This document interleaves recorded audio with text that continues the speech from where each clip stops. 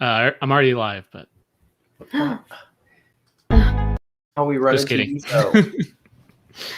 In 5, 4, 3. Wait, should we start now? I'll do my impression of you. Just kidding. I already know we're live. Guess what? This is Doisp. It's a Dragon Device Spire Peak, sometimes called Doisp by only me. Everyone else calls it Doip. I have my reasons. I think it's funnier. Just going Why with would that. they leave out the S? That doesn't make any sense. I guess Ice Spire is one word. Whatever. Oh. But Doisp, say Doip to yourself and then say Doisp. I think Doisp is funnier. But No that's just me. dweep. Yeah, I hear it. I hear it. So guess what? Marisa, player number 1, you just got married. Congratulations. It happened as if it were yesterday. We took a little break. Don John took over for us. But you're back. And look at you. You're glowing. You're radiant. I am. Maybe I'm that'll- glowing, radiant, and married lady. Maybe some or all of that will translate over to Serafina, which I think she would explode. She's already very radiant. Oh, And we don't have Don John anymore. We had to say goodbye. But there is another guest. Me, David. And thirdly, the actual guest. I forgot to say my name, but now the guest name. Oh, Go ahead. Eduardo, me. Hi. Hello. You're going to be introducing a brand new character very soon. And we're excited. I'm excited.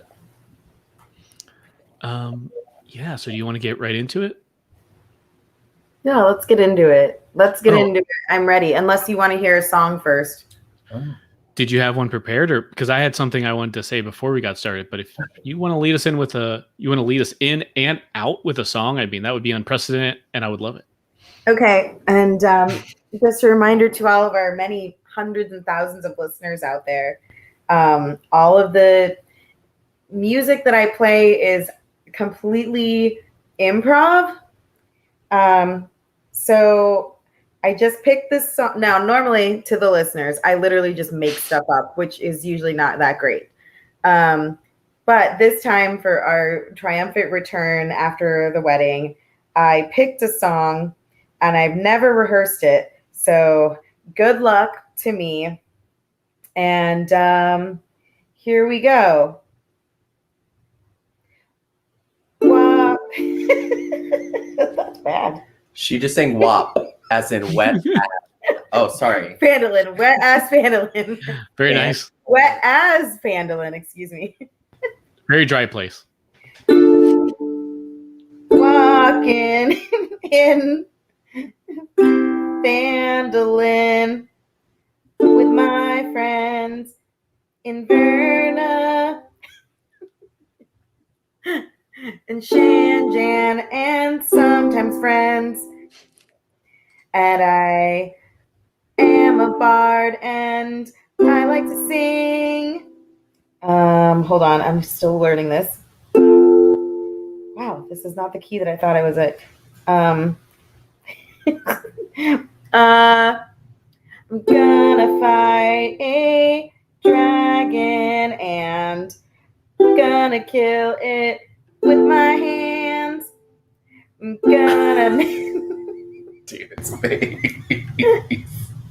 So I don't know if you are going to do that. I met some orcs and met some rats there.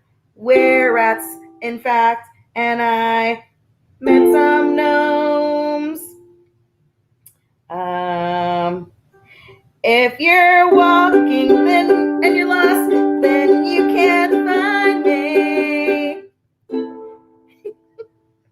I know this tune. Time after time. I feel like it's in the wrong key. If you're in Fandolin and you need my help, call Serafina. Call Serafina.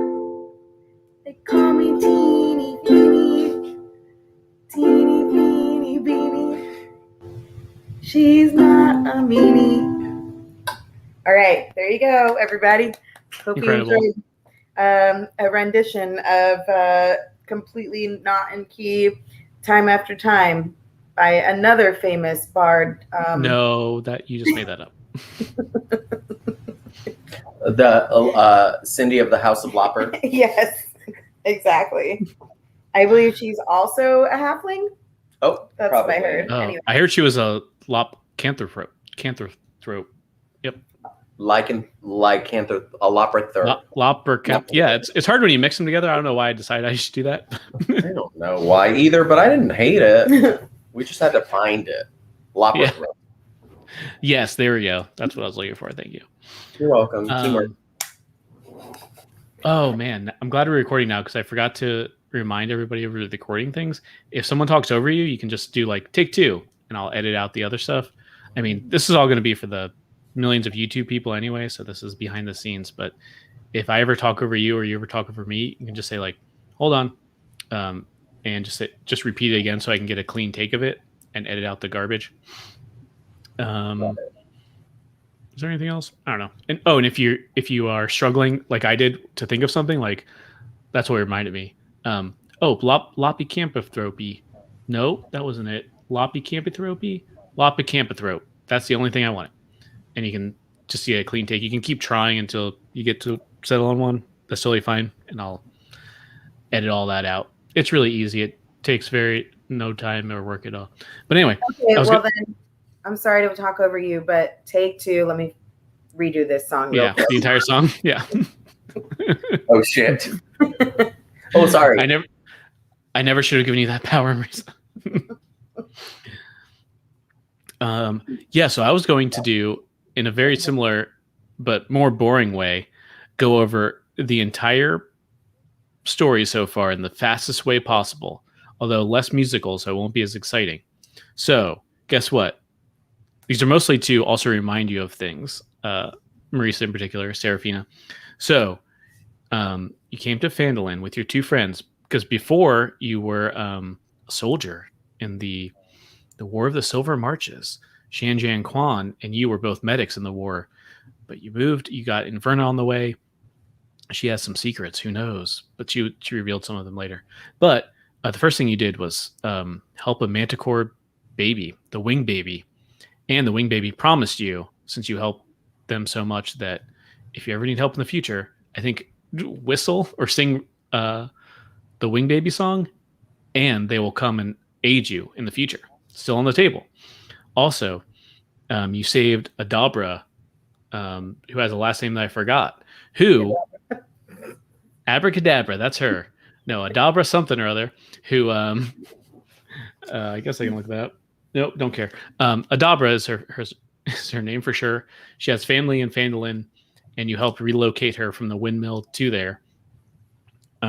She makes potions. She's an herbalist. She also said she'll give you a discount. She'll sell you potions at cost if you ever need them. Although I think you've been carrying a healing potion since then and never used it. So maybe not the most valuable of favors. Also, you went to the gnomes in Nomengard. You helped the two kings there kind of get over their madness, magic-induced madness, and the shape-shifting killer that was also there. Also, the two soldiers there, the very stout great soldiers, Pog and Eula, also promised, since you were so nice, if you ever need their aid, those two tiny gnome, maybe they're warriors, who knows? I think as a soldier, you're like, they can't help very much, but maybe. But they have also pledged their loyalty if you ever need them. Also, you met some brothers, three of them, Gundren, Nundro, Tharden, the Rock Seekers. They were exploring some ruins about an ancient, perhaps evil dwarven god of greed. You have a pendant that you picked up from them that says taxation is theft in dwarven runes that you kept. I think you saved it just in case. You went to Butterskull Ranch and saw Big Al Calzorn. You saved him from some orcs that had kind of taken over, especially they seem to be doing well, and then a half orc came in, Narox, who kind of they kind of convinced them. Maybe what word am I looking for? corrupted them, I guess, to kind of turn against him, and you end up murdering everybody except for Narox, who got away. And and of course, Big Al's still alive, and most importantly, Sunshine the cat, the ancient cat that followed you home. Good old Sunshine. Also, I want to point out, Narox had seemed like he was just carrying a almost like a log on his arm that was some kind of magical shield, and also he could turn into a pig. That's weird. He was a mad pig that you saw later. Mm-hmm. Also, you went to the Shrine of Savros. There were some orcs and ogre, at least one ogre there. One of those orcs got away, but you murdered the rest. Lots of murdering orcs. It's fine. You also saw a vision of this dragon, this ice dragon that you've been kind of warned about and chasing since then. And the dragon almost seemed to see you as you were scrying on him. Also in Coneyberry, there was some ruins. You just did that. There was another half orc that you found out was an anchorite of Talos, so a kind of religious figure called Moesco the Heartless. You fought his heart, which he took out of his body and put up in a tower. It was a weird thing, but you blindly destroyed his heart and theoretically broke the spell that was on these dryads and other woodland creatures in the area. Is that every? Oh, you got his thundering mace too left behind, which is looks very evil and has some kind of powers. I think it lets you project your voice, kind of, if I remember correctly. So many items. Where is she keeping them all? I know. Yeah, I did look at when I was updating your character sheet. I noticed if I cared about encumbrance, you would be in real rough shape. Just saying. You also have your that mithril shirt, which you're wearing as a dress. Yes, my chain. And also, I think your entire leather armor that you were wearing before in your backpack, I assume, which that's most of the weight there are those two. But so, and Inverna, I think over the campfire drunkenly, perhaps, revealed that the reason she hates orcs is because kind of her mystical elven empress, princess, something, in Evermeet, had her and another troop kind of find these orcs that were, or these demons, and then orcs held them up. Who knows what happened? But orcs are the reason that she blames for keeping her waylaid until she tried to go back to her, the empress and the entire island of Evermeet, the empire, I guess the kingdom of Evermeet, had disappeared, and she blames them for making her lose out on Elven paradise, and now she's kind of a bitter, angry person for the last perhaps century or more. So that about covers it, right? So you have some things on the table. You have a baby Manicore to help you. You've got two probably fine gnomish soldiers. I mean, you befriended some three dwarven brothers. You've got this perhaps cursed evil dwarven pendant on you. Lots of things going on. Lots of things to juggle. Last time you were in Coneyberry, if you turn your attention to the map, which I'm going to, so if you want to keep it on StreamYard, because, or not on StreamYard, sorry, the opposite of that, on Roll20, if you keep it there on StreamYard, I'm going to reveal some very secret things. Try not to look there if you can help it. Opposite. I'm confused. You want us to look or you don't want us to look? Man, I've been on some adventures. I forgot. Sounds like you did a lot. Mm-hmm. All right, so are you on Roll20 now? Yes. Good, because all the secrets are revealed to the viewers now on this video thing that we're recording. Oh, I see. Okay. So they will have the. So I can't look at it. Yeah, try not to if you can help it. So they will see what I see as the GM, all the revealed things. Oh my goodness.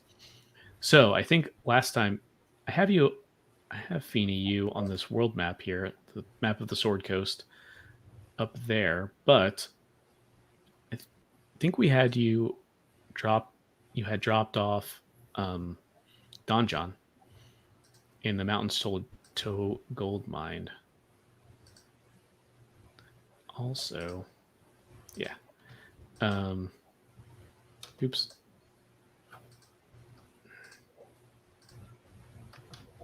There we go. That's what that looked like. I think that's the picture I had for Mountains to Gold Mine, perhaps. Maybe that was Coney Bear. Who knows? That looks more like Coney Bear. But anyway, that was a little picture I had. And just to show you, just to refresh your memory here, these little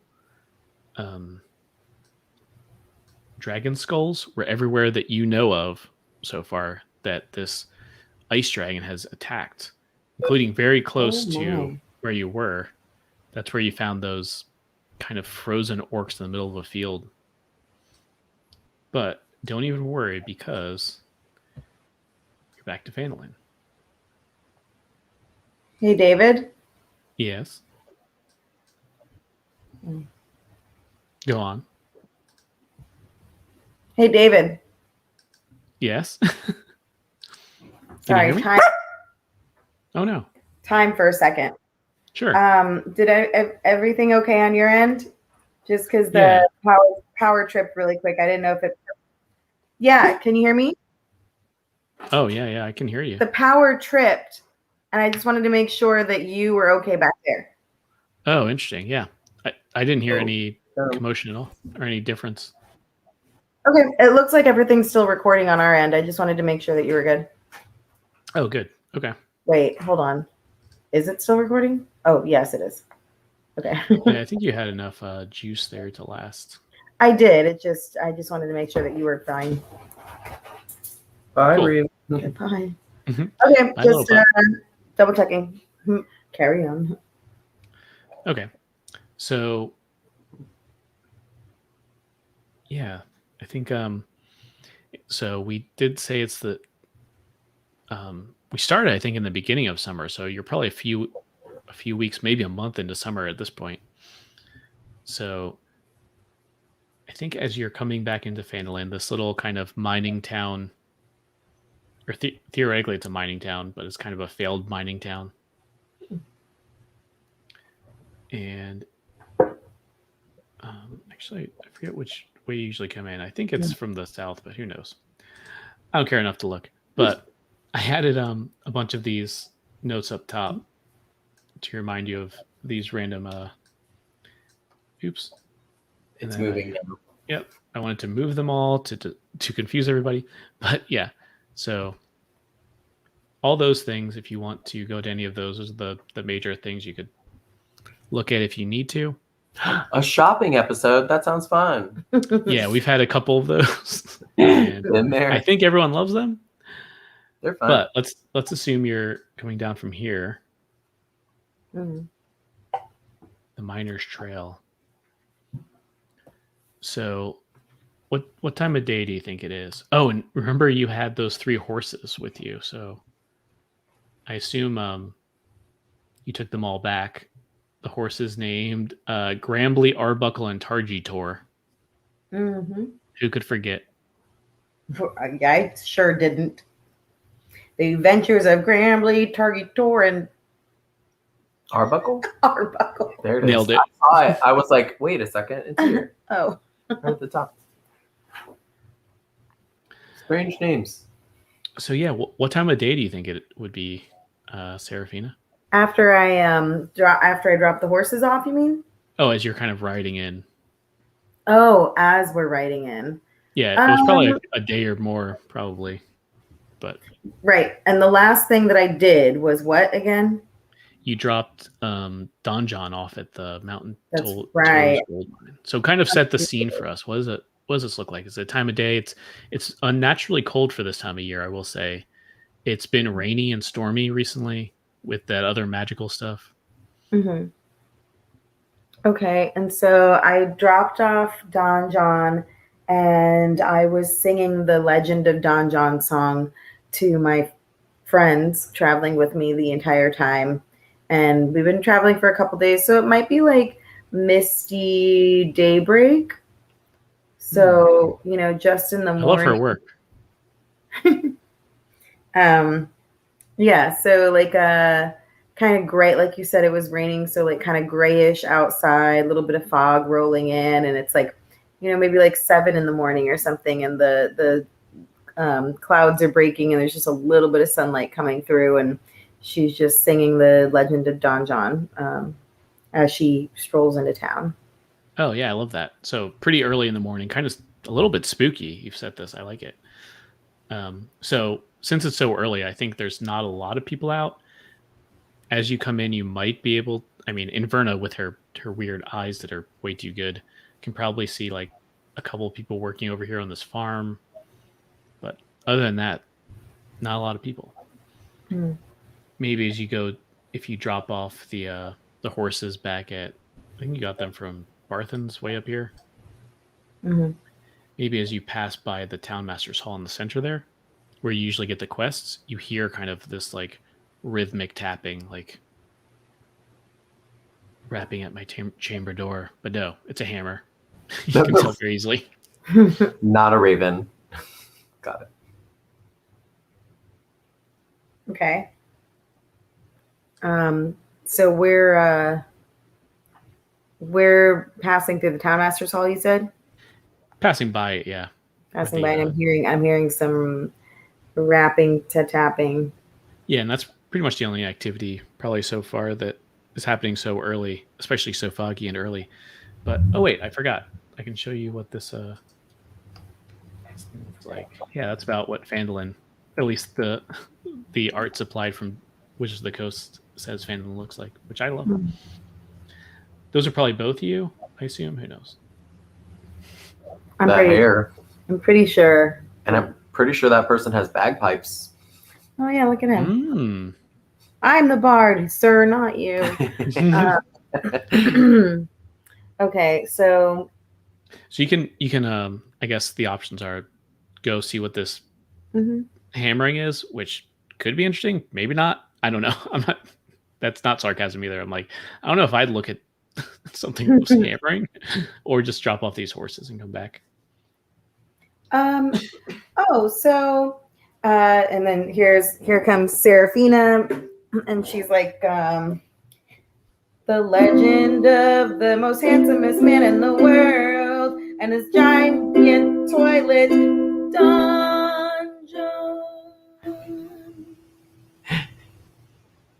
And I think Inverna, uncharacteristically, it's like, she makes like a sound of joy almost. And she's like, oh, I never thought I'd be this happy. I think that might be the last time I have to hear Don John's name. Oh. Well, damn. This is going to be a good day. Oh, Inverna, come on. You know that there's part of you that thought he was funny sometimes, right? Right? And she just gives you a look like, no. Ooh.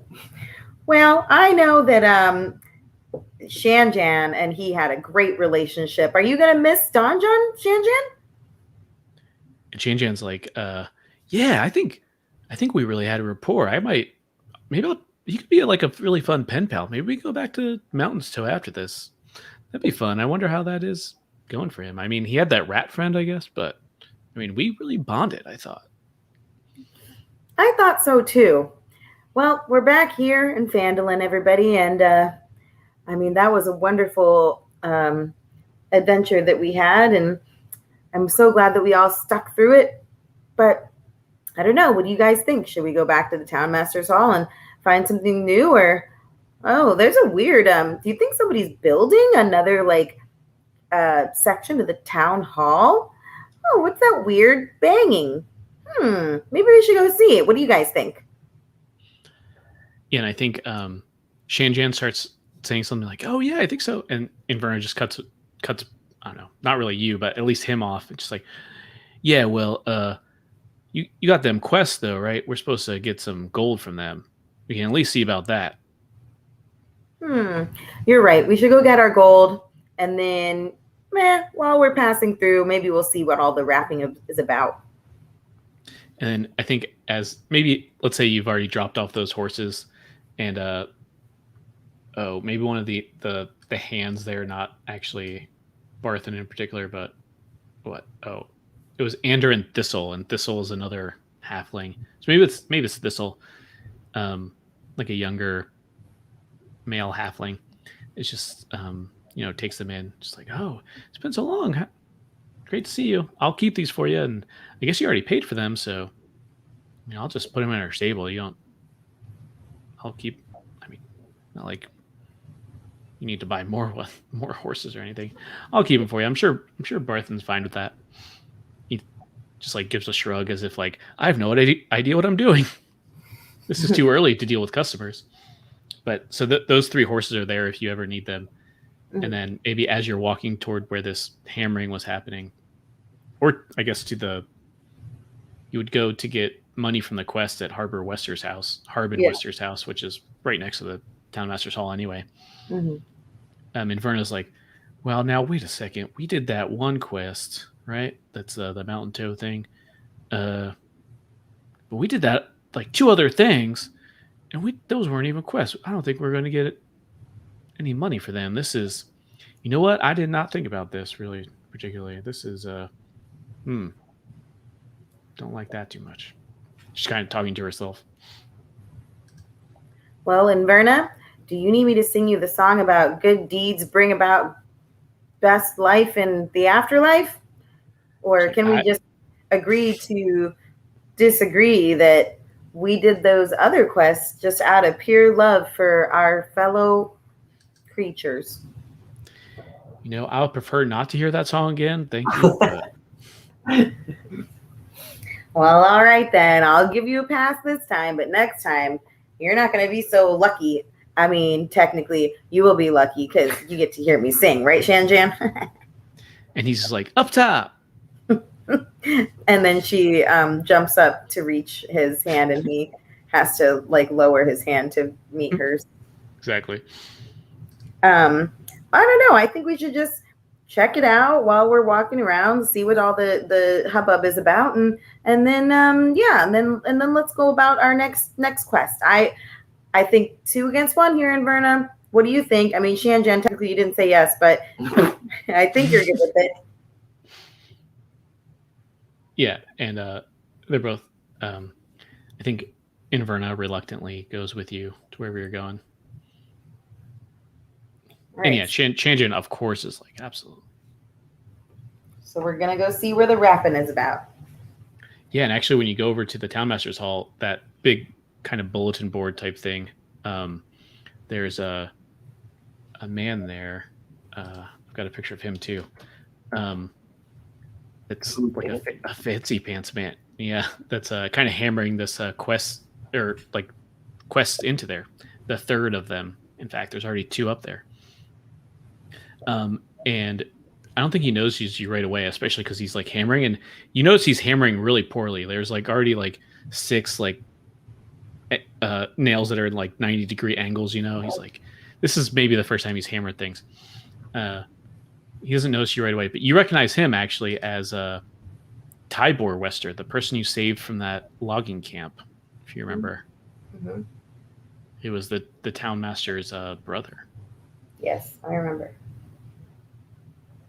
And then maybe if you go closer, he just starts. He's like, oh, God, oh, and just drops his hammer. He's like, oh, my, I did not expect someone so early. These are, oh, wow. Were you here to help? Were you the maintenance? No, actually, sorry. You're one of the questers, aren't you? You're what's your name again? Little wee friend? And then so when he drops the hammer, she immediately like catches it with both hands. Oh, nice. And then holds it up and puts it over her shoulder, and she's like, oh, for a second there, sir, I didn't think you were going to remember me. And yes, that's right. I am one of the questers. We're just out here early in the morning because we just finished a quest, and we were returning some horses and soaking up the beautiful morning fog. Literally soaking, like dripping on it. And yes, that's right. My name is Serafina Teely, for as you know me, Feeny Teeny. That's right, Teeny Feeny Feeny. It's like, yeah, oh yes, of course. I remember you. You fought those things with Falcon, the heroic Falcon. Oh, that so heroic.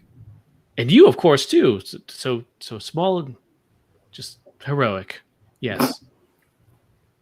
Well, thank you. And she, like gives like a little bow thing and says, I might have to write a song about that adventure one day, but that's for one day. Let's see what you're posting up here in our hall. Well, yes. Actually, good news for you. In fact, there hasn't been any adventuring type folks around here for a bit. I think my brother said they were called the Reavers, the Stony Reavers or something. The other adventurers that were here for a bit, and they haven't been here. And well, I guess you three haven't been here either, obviously. And well, they're kind of stacking up. You have some to choose from this time.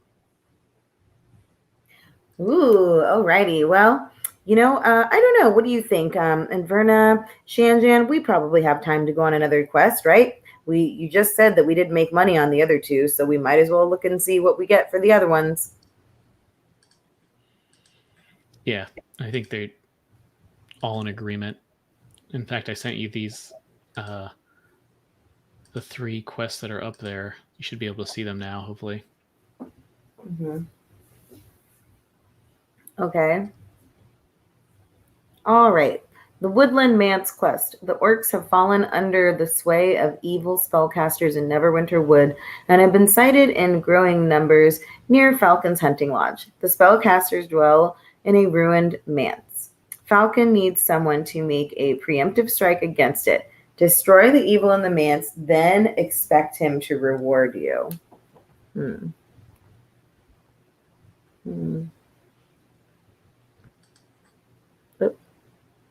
All right. Dragon Barrow quest. The dragon that besets us is not the first to threaten this region. Between here and Neverwinter lies the Barrow Mound of a warrior whose magical dragon-slaying sword helped fell a green dragon terrorizing the high road a century ago. Rumor has it that the dragon slayer's sword is buried there, too. Retrieve it and let the sword be its own reward. Oh, okay.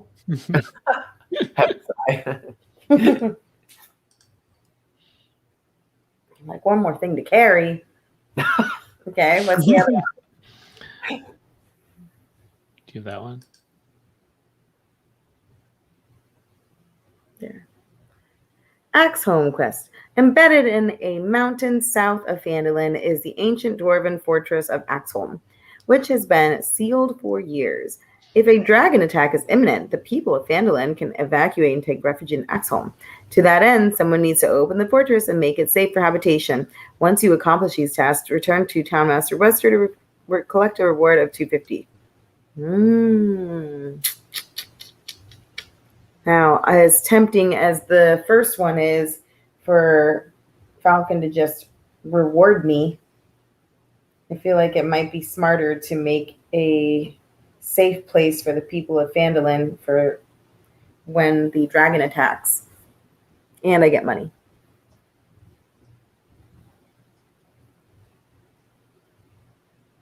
It's true. There is one that you already said that you wanted to do first, though. Did I? Unless you're throwing me for a loop, which would, What did I which would say be I wanted to interesting. do? I don't remember. The dragon sword one. Oh, I said I wanted the sword? Mm-hmm. What was I thinking? She wasn't thinking about carrying things, that's for sure. What was I thinking back then? Well, that was before you were married, so I mean now it's just so cumbersome. Wow. Please, no more carrying. I've been carrying for relationships. Maybe being a married lady makes me think about other people's needs before my own. Aww. That's Love it. beautiful. And I like money. Oh, also true. Oh, dang. This would make all the sense. Is the which one was the one that said the forest? Was that The Woodland Manse. That makes sense. The Woodland Manse, though, that wasn't the sword one. No. No, the Dragon Barrow. Okay. Does it pop up when I press this button? No. Okay. We have other pages. Yeah, I do have the other pages. Now, the Woodland Manse does sound fun. I don't know why I didn't pick that. I'm surprised I didn't. But this is the Dragon Barrow quest. That's what I picked from before. Yeah. So then well, I guess that's what we're doing. As a, I don't know, foreshadowing or ironic player knowledge, I will tell you, you're probably going to be able to do 2 of these 3 before the game ends. Give Okay. you some incentive. Okay. So if I pick Dragon Barrow quest, let's go on the Dragon Barrow quest.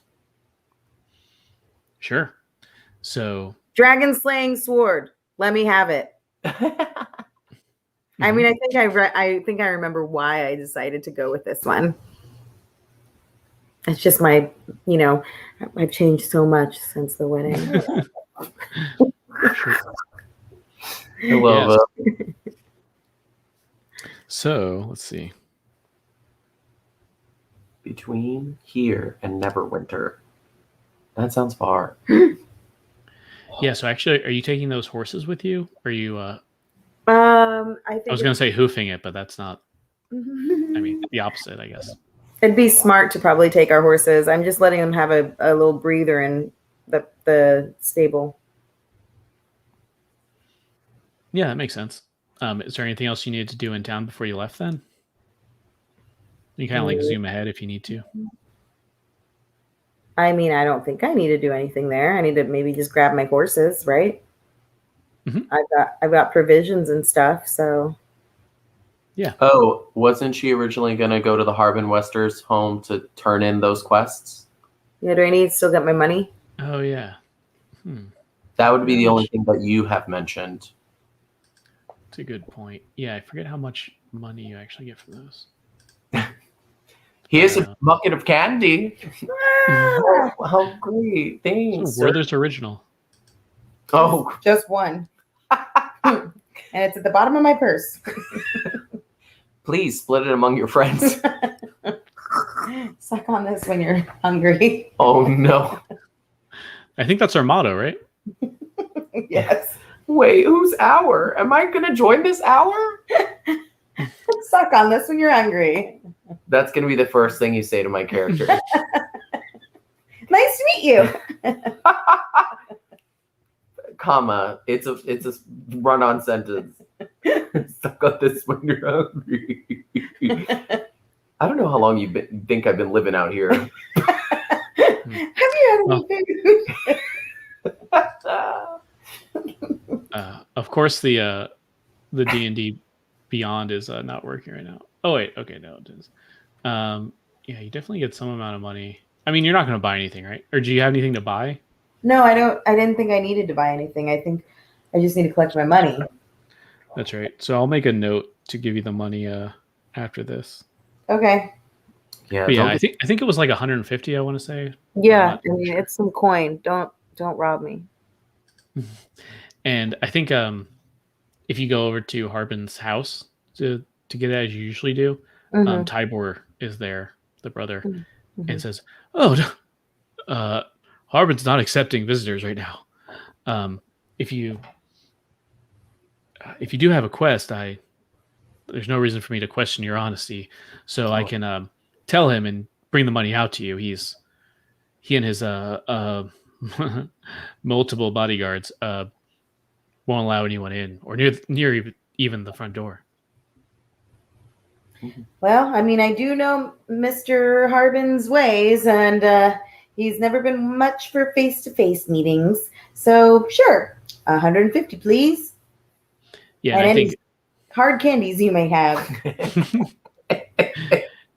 yeah. So I think unlike all the other ones where I think he's been so scared that he's had to slide them coin by coin under the door, and takes like a half an hour each time you turn in a quest. With Tybor being the in-between, it's much faster, although Tybor maybe not the most pleasant person to deal with either, but you do get the money, like a bag of cash, way easier at least. Great. And then if you get your horses all fed or rested or whatever and leave, shortly after, I think the only thing maybe as you're leaving, like going down the miners trail again, you hear like this shouting behind you. And as you look back, you see these these 5 children kind of running up behind you in the mist, I guess. Creepy ass But- kids. Oh, look, Inverna, Shanjan, it's the kids. Oh, hey, kids. Yeah, I think you're far enough along that you don't even like you can just keep going and without stopping if you want to. But yeah, all of them are just like kind of cheering you on, like, yeah, Feeny Teeny's off to save the world again. They're all kind of like cheering you and clapping. I guess I'll show these kids too. They're pretty interesting. Got Pip, who's the leader, Nilsa, the other leader, Mm-hmm. and they both have those little. I think I described them as the medieval equivalent of like shoebox guitars on their backs after seeing yours. Oh my god. Adorable. You have Carp, the little halfling child, and noticeably, I should mention Sunshine over here, Yes. who just gives out who's like an elderly junkyard cat, who just, I don't know, emits this like horrifying, like grumpy meow. That's like, was that Sunshine trying to say gratitude, or is it maybe having a heart attack? It's hard to tell. Also, Nar is Nilsa's little brother, and of course Snook, who doesn't really clap, but sees everyone else clapping and just kind of looks around and then also starts like, clapping his little claws. But yeah, all of them. I think they named themselves the Fantastic Fandelvers last time. The adventuring party kind of waves you on. Although last time they were saying they might be sort of a competition for you. They were going to try and get those quests, but apparently they didn't. Oh. That's true. Preteens, am I right? Always question. Oh, it's so good to see you kids. Already, we're off to another quest. Now, you guys don't steal all my quests while I'm gone.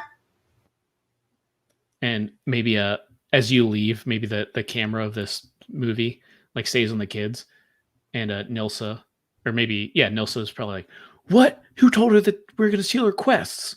And Pip's like, "Shut up! Like, keep it on the down low. We're gonna do them. It's gonna be awesome. Just don't say it out loud, or her parents will hear."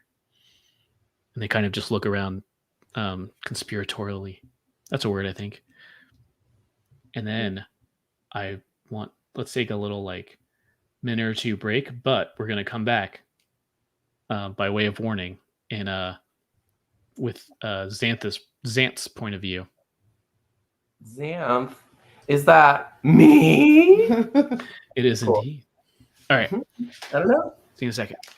Okay. No. Forgot that this light was on in here and it's ghost time. I was gonna say, what is happening? It is like freak out. I know. It's like 8:30 at night always. Love it. You did mention that last time I was here. It's always 8:30 too. It's the ghost. I'm like, why 8:30, sir? Somebody somewhere had a passing. We pass every time. 8:30. And at first I was like, no, it's not always 8:30, right, Marisa? I was like, I'm just kidding, right? And then I was like, and then I started noticing it. I was like, oh no, it really is always 8:30. Jeez, I hate that. It always is 8:30. Why? Why do I keep eating these Oreos? Are they? It's not the Gaga ones. No, I You got like these those. lemon thin ones. How are they? They're pretty good. Lemon. I normally go for chocolate, but if it's a fruity flavor, I'm like, I'm okay with that too. I love it. I love a fruit tea Mhm. flavor. And I thought, well, I'll give it a go because I know David's not the biggest fan of chocolate, but he likes lemon, and I like lemon. We agree on lemon. Nice. Look at her. If Yeah, she's in she your was- way. She got comfy. Oh, no. At one point, she licked my armpit, and I was like, nah, it's not for me. All right, so I think Streamer is still on, so this will be some behind the scenes. But I feel Ooh. like I talked a lot there, so I'm gonna try to zoom ahead to the actual barrow as soon as possible. That sound okay, guys? I didn't think you talked too much. You were fine. Okay, good. Well, I definitely want you guys to talk. Have conversation. Yeah, or for me to allow you to talk. Haven't even heard my voice yet, so good luck on that. I should use the rest. I should use it.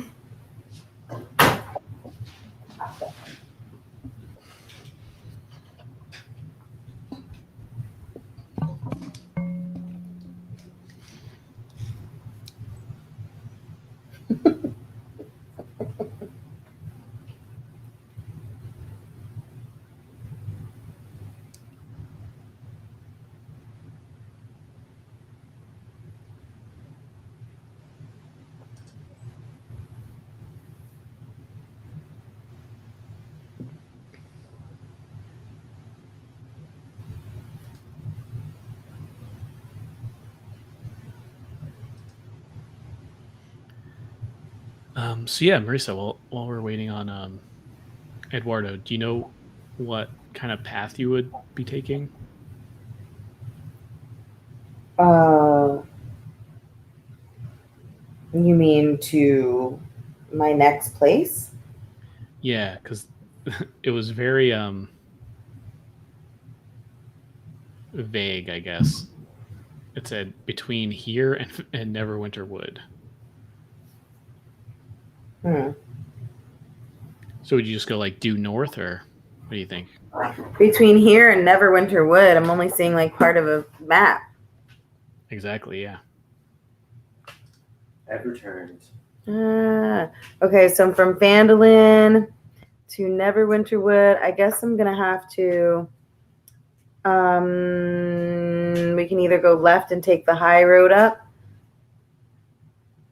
through Neverwinter, or we could go up the Tribord Trail to Coneyberry, right? Yeah. And I guess let's see what you see. Oh yeah, this area is the Neverwinter Wood, at least. Right. Mm-hmm. So it's at least there, but so if you just move your token, I can kind of reveal some more of this map to you, and we can figure out a place where Xanth might run into you. Okay. Hey, is that for me? Okay, where am I going? On an adventure. So you start there. I know. I'm trying to move my girl. Oh no! What happened to me? Remember when you used to be another human being? Sorry, I was talking to Raven. I think I accidentally exited the game. Oh, But I'm back in now. I think. Oh, if it's easier, you can do the measuring tool to kind of. No, I literally think that The game itself. I went out of it on accident and now I'm back in. Okay, yeah, no problem.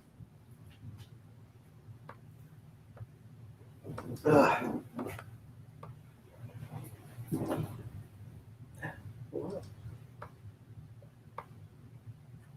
gonna lay right here. You ready? Okay. Raven's like, yeah, don't do it. How come she's not moving again? This is the problem I had before. Now she should be able to. Go.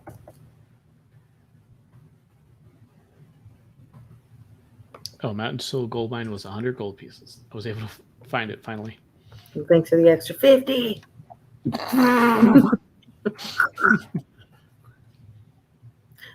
Maybe it's because you're not on the page that you were on before. So, David, does she need to get back on the town map or what? Oh, no, should be able to move it from there. Right, here I am. Select move. If you just tell me the general area that you want to move to, I can look for you. Slightly northeast West. Yes. Oh wow. And That's then right. That's where I want to really what I'm trying to figure out is, are you leaving the trail or staying on it? go. Like, do you go north from here or northwest?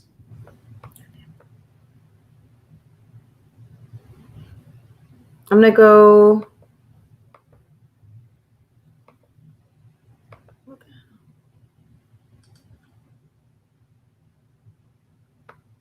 North or northwest? Or south? I guess. Well, no, I'm gonna go. I need to get to those woods, right? Yeah. North. I'm just trying to place your things so that we could know where about Eduardo's going to show up. Cool.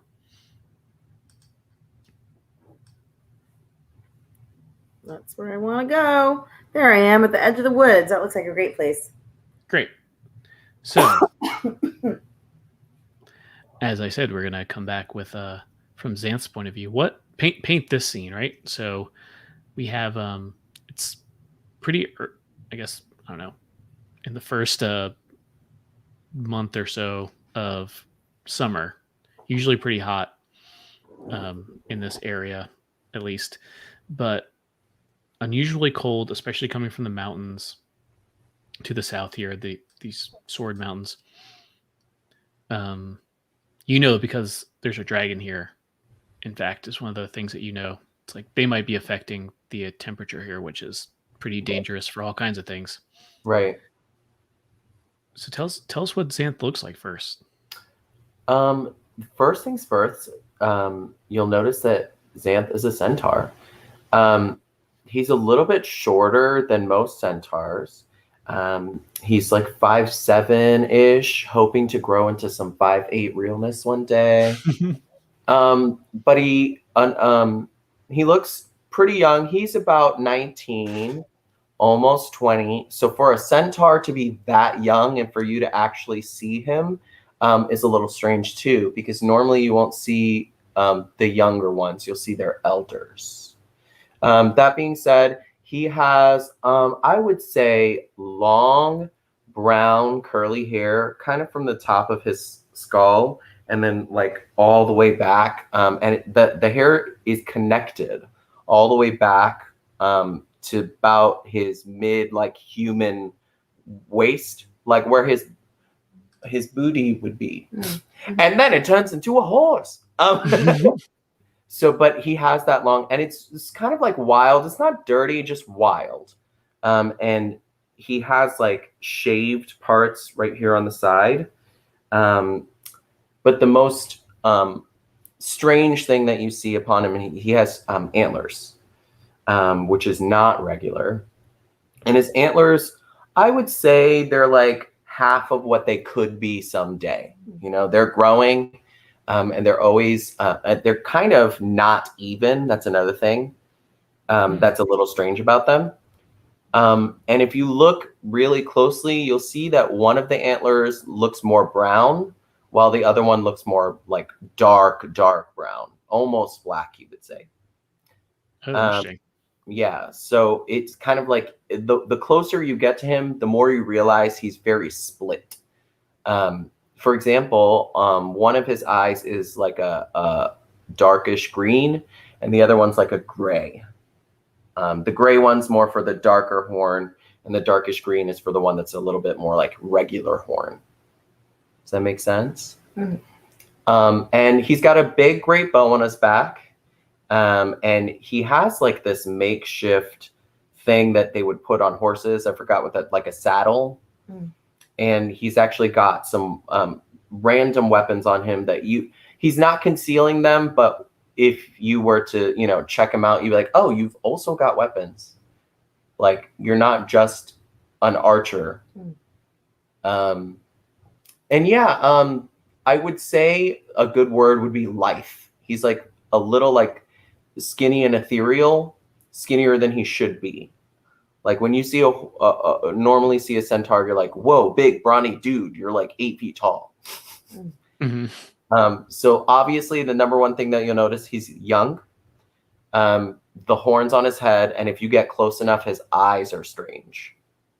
So those are the big like notable things. Oh, and I'd say he's like my skin color, like maybe a little darker even, which is also like, oh, he's growing into his fur. He hasn't decided what color he is yet. Yeah, that's how you would, just from a distance coming up to him, that's what you would look like. Yeah, I love that. And kind of what is Xanth doing as we realize him in this movie story thing? Yeah, of course. I feel like he's always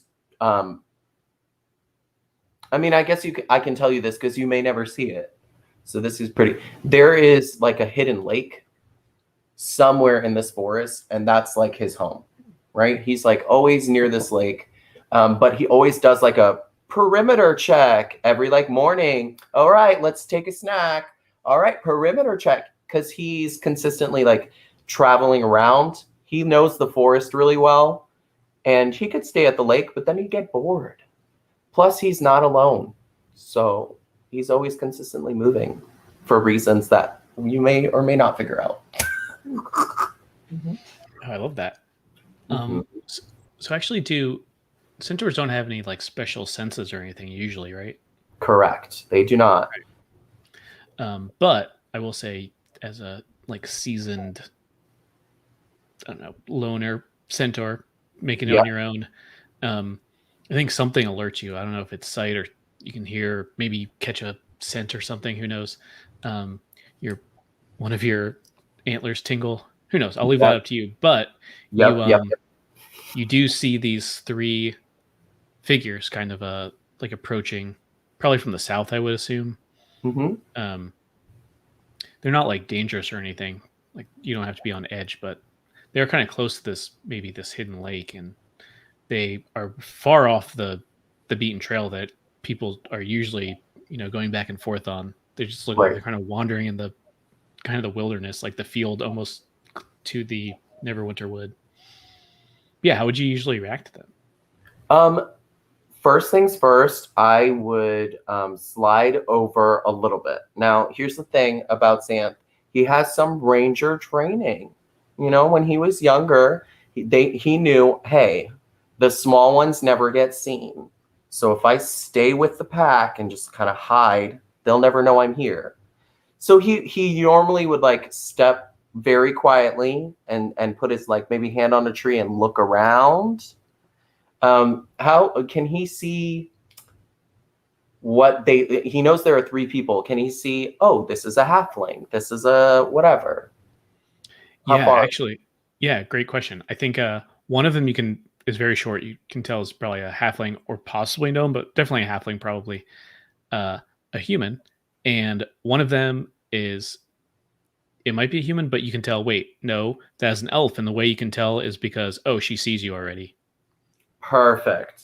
Oh, that makes it even better, because I'm going to double check, but I'm pretty sure I speak Sylvan. And I wanna be kind to an elf because we are fey creatures. Yes, I do speak Sylvan. So I haven't had to speak Sylvan in a really long time, but I keep up. You hear me talk out loud a lot. So I'm like, okay, Sylvan, I can do this. So he's gonna step out kind of into the light. Still under like the tree branches, and he's gonna put his hand up like this, like lift it up towards the sky, and he's gonna say, "Oh my, can I tell she's a lady?" Or yeah, I think so. I don't know if she has any rank when I say that. Looks very much like this. Ooh, I'm excited. She's wearing like a cowboy hat. Oh, that's even. Oh my. I love the fact that she's wearing a cowboy hat, because that's strange to me. Where is she? I didn't see the picture. Oh, I put it up on Roll20. Oh, not Roll20. Sorry, it's StreamYard. For so many things. Two of them. Friends. Okay. Well, I know what she looks like. I'm just saying. Yeah. So yeah, I will say. That's what the other guy looks like. Hello, my lady. You seem lost. Now he's saying it in Sylvan. That's why I'm using my regular voice. But if you were to hear him say it out loud, it would say, hello, my lady, you seem lost. Like kind of a little creepier. Love it. He doesn't talk to people often. Love it. And I think and yeah, actually interestingly, Sylvan and Elvin are like similar but not the same. Right, So right. she might be able to like pick up some words from that. So shifting perspective now, it's back to the three of you, Seraphina, Inverna Nightbreeze, and Shinjan Kwan. And I think Inverna's maybe as you were approaching, just like, hang on a second, something's up there. And then you see this person come out and kind of speak. Just to make it more interesting, let's assume neither of you two speak Sylvan or Elvin. And she's like, oh, he's talking, but he's talking real strange. What? Cerebrup? No, what? Okay, that could be Sylvan, or he's real dumb. I don't hear any of that, but one of my horns does tingle a little bit. You can't see it if you're far away. But he cocks his head a little bit to the side and goes, I understand, but she's quite pretty. Love it. Yeah, and I think Inverna says to the two of you, just yeah, it's strange to see just the one out there. They usually go in herds or families, clans, I guess. But Yes. he ain't nothing but just a little cub.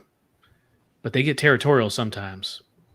Doesn't look like he means us no harm, but you all be careful. And she kind of just leads the way and starts approaching, unless Seraphina, you do anything. Seraphina, seeing this interaction, and takes out her magic ukulele, and just like plays a little strum, and she's just like, and looks around to see how that affects the young colt or whatever she called it. Yeah. And so he's never seen a ukulele. So he cocks his head again, and the other horn tingles, and he goes, why should I get close? Okay, I'm going to get closer now. But he's saying it loud, like you can hear it. No internal monologue. No. Well, maybe. More of an external monologue, right? He like bounced a little bit to that sound. So he like looks at it and is like slowly. Are they on horses? I can't remember. Yeah. Yeah, I guess so. Yeah. Okay, so he's gonna like trot just a little bit closer to them and then calm himself down. And when you see him doing that, he's like nodding his head. It's a little weird. And Seraphina leans over to Shanjan and is like, have you ever seen anything like this before? I mean, I've certainly heard tales of centaurs, and I think I might have even caught a glance of one in the wilderness, but never one this close before. And I don't think I've ever seen one so young or by themselves. And I was not expecting this reaction. Let me try this one more time. What do you think, Shanjan? Yeah, and Shanjan's just like, yeah, I guess so. I mean, horses are really nice. People can be really nice. Why wouldn't the combination be nice? Okay, well, okay. All right. Hello there, young lad. My name is Seraphina Tealeaf. Everybody calls me Feeny. Allow me to introduce myself. Hello, hello, hello, hello. He loves that, by the way. So as he's like coming towards you, the horse's head is probably right in front of your head because of how small you are. Yeah. So as you're singing and strumming, he tries to look around the horse's head. And on the last one, he'll try to like harmonize with you, but he can't sing. He's not a singer. So he'll be like, hello. And he will stop like maybe 15 feet away from you guys, but now he's kind of like bouncy. And he looks over, say it again, Inverna? Inverna. Okay, he looks over at Inverna and he says, she's even prettier up close. But, and then like you hear a voice change, and you can tell he like, I think he calculates. And you see him reach behind his back and just hold both of his hands there.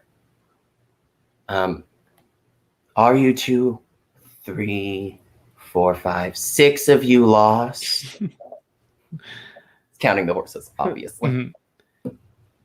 And I think Shanjan is like 6. What? No, there's just. Wait. Oh yeah. Oh. Mm-hmm. I see why he would say that. Yeah. And Seraphina says, "Oh, huh. Okay. So he definitely can speak our language. Inverna, do you think maybe? I don't know. Can you see if he has any weapons? Having a hard time seeing over this horse. Just sure he doesn't have anything on his back. And yeah, this was definitely the horse that Don John was riding, because I remember you were sharing a horse with somebody else. So this is wildly too big for you, which is great. Yeah, just make sure he doesn't have any sort of weapons or anything. And I mean, if he seems amicable, I guess we can move a little closer. Maybe he can help us find our way through the woods. And yeah, she's like, oh, he got weapons, but all of us do, especially out here. I wouldn't take that as a cause for alarm.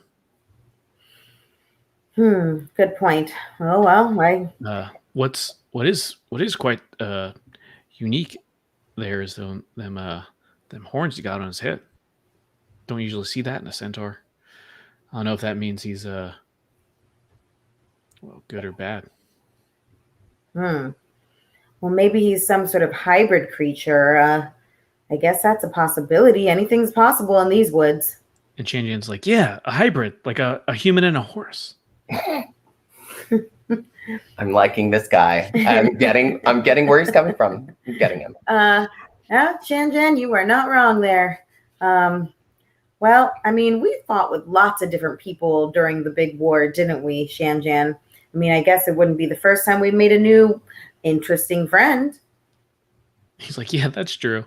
And then maybe more serious, he kind of leans over, probably really far over to you on the horse. And he's just like, I don't want to put too much, I don't know, stock in it. But when I was praying to Timora this morning, I got all 4 6s, which almost never happens. I think something pretty lucky is going to happen today. Well, praise be to Timora, because I know that 4 6s are really hard to come by. And thanks, Shanjan, for always looking out for us.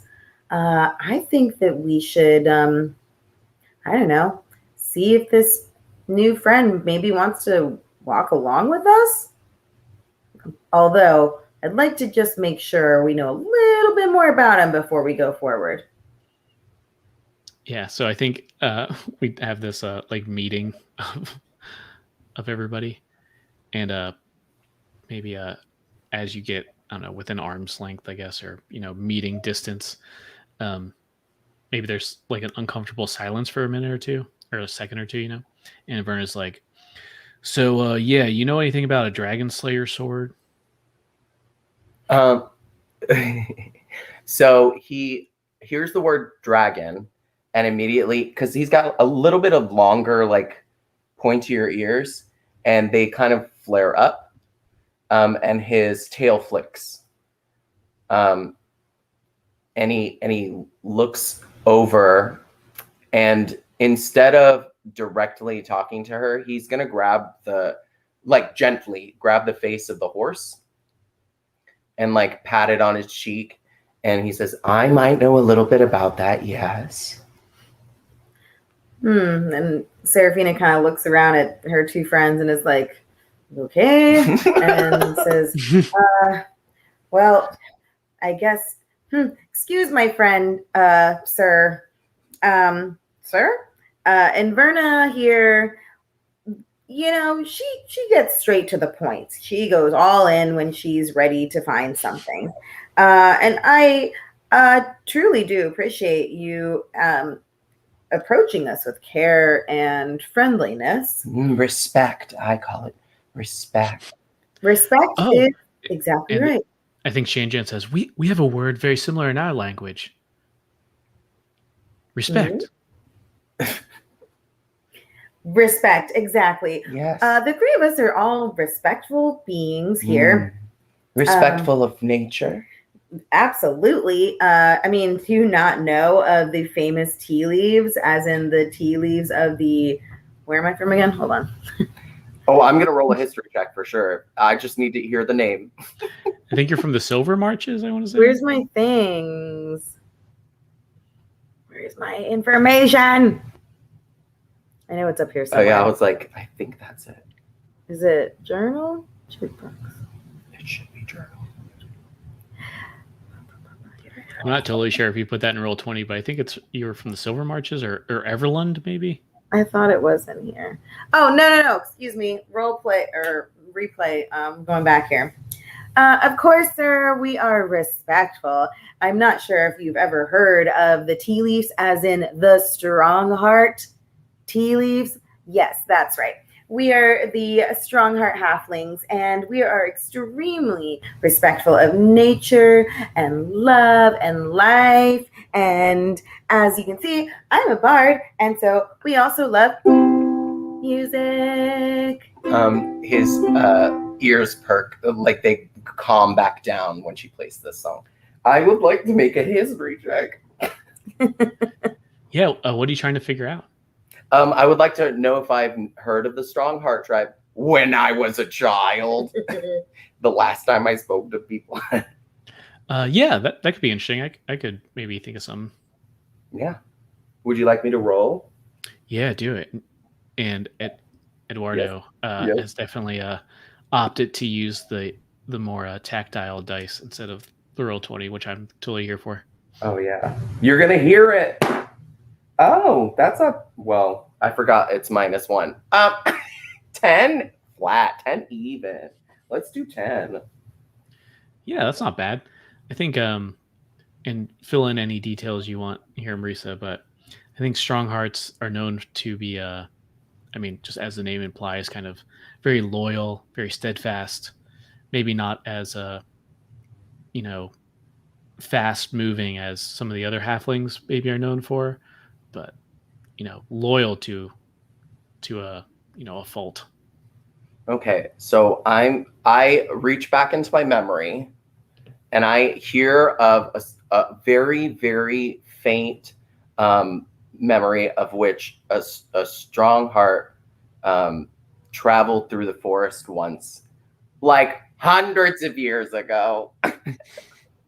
And they were lost, and they met up with one of my ancestors, and they shared tea. Just had tea once. And then my ancestor guided them out, and that's it. That's just a random, hey, it was like our forefathers maybe saw each other a very long time ago. I love that. Yeah, and the strong hearts are very rare too. They usually don't adventure or leave. They don't have the wanderlust that usually plagues the other halflings as much. So it's very rare that you see one outside of their home. So would you say it was like an auntie, an uncle, a cousin? You're like, wait a second. One time there was tea with a centaur. What is that memory? Oh, and then so Seraphina says to Xantha, says, oh, you know what? There is actually a famous children's tale that we all know when our mommies and daddies are tucking us into bed as little halflings, even littler. Can you believe it? And it's about how we shared tea with a great and brave centaur, the biggest one we'd ever seen in our lives. It was over 500 feet. Oh my God. It's like a, So he totally follows you until you get to like 500 feet. But He has no idea what feet are. yeah, Like, yes. I have hooves. Yeah, exactly. 500 feet. He's like, oh, I guess that would make sense because hooves are smaller than human feet, and then halfling feet. So I think he gets lost in the calculation. But the cool part is, and this is for him, he goes up to your horse, which is this big monstrosity to him. It's bigger than him, I would assume. And he like pats it on the neck and like puts its head down just slightly, and he looks her in the eye. And he totally believes her. So this is the weird part, and no one else can see it, just him and her at that moment. His eyes just reflect slightly of whatever that color is around his horn. So you see like just a little bit of gray or a little bit of green just for like a second. It's weird. You can like tell it's weird, but it's not a negative gesture. He like gets as not face to face, but he's definitely like, oh, I believe you. And I said, and I share that story with my family too. Oh, well, look at that. What a special magical happenstance that we have come across this way. Just like Shanjan said, maybe we were in luck to meet a friendly stranger given to us by Timora. What luck. When you say the word magical, he puts his head back and kind of straightens up.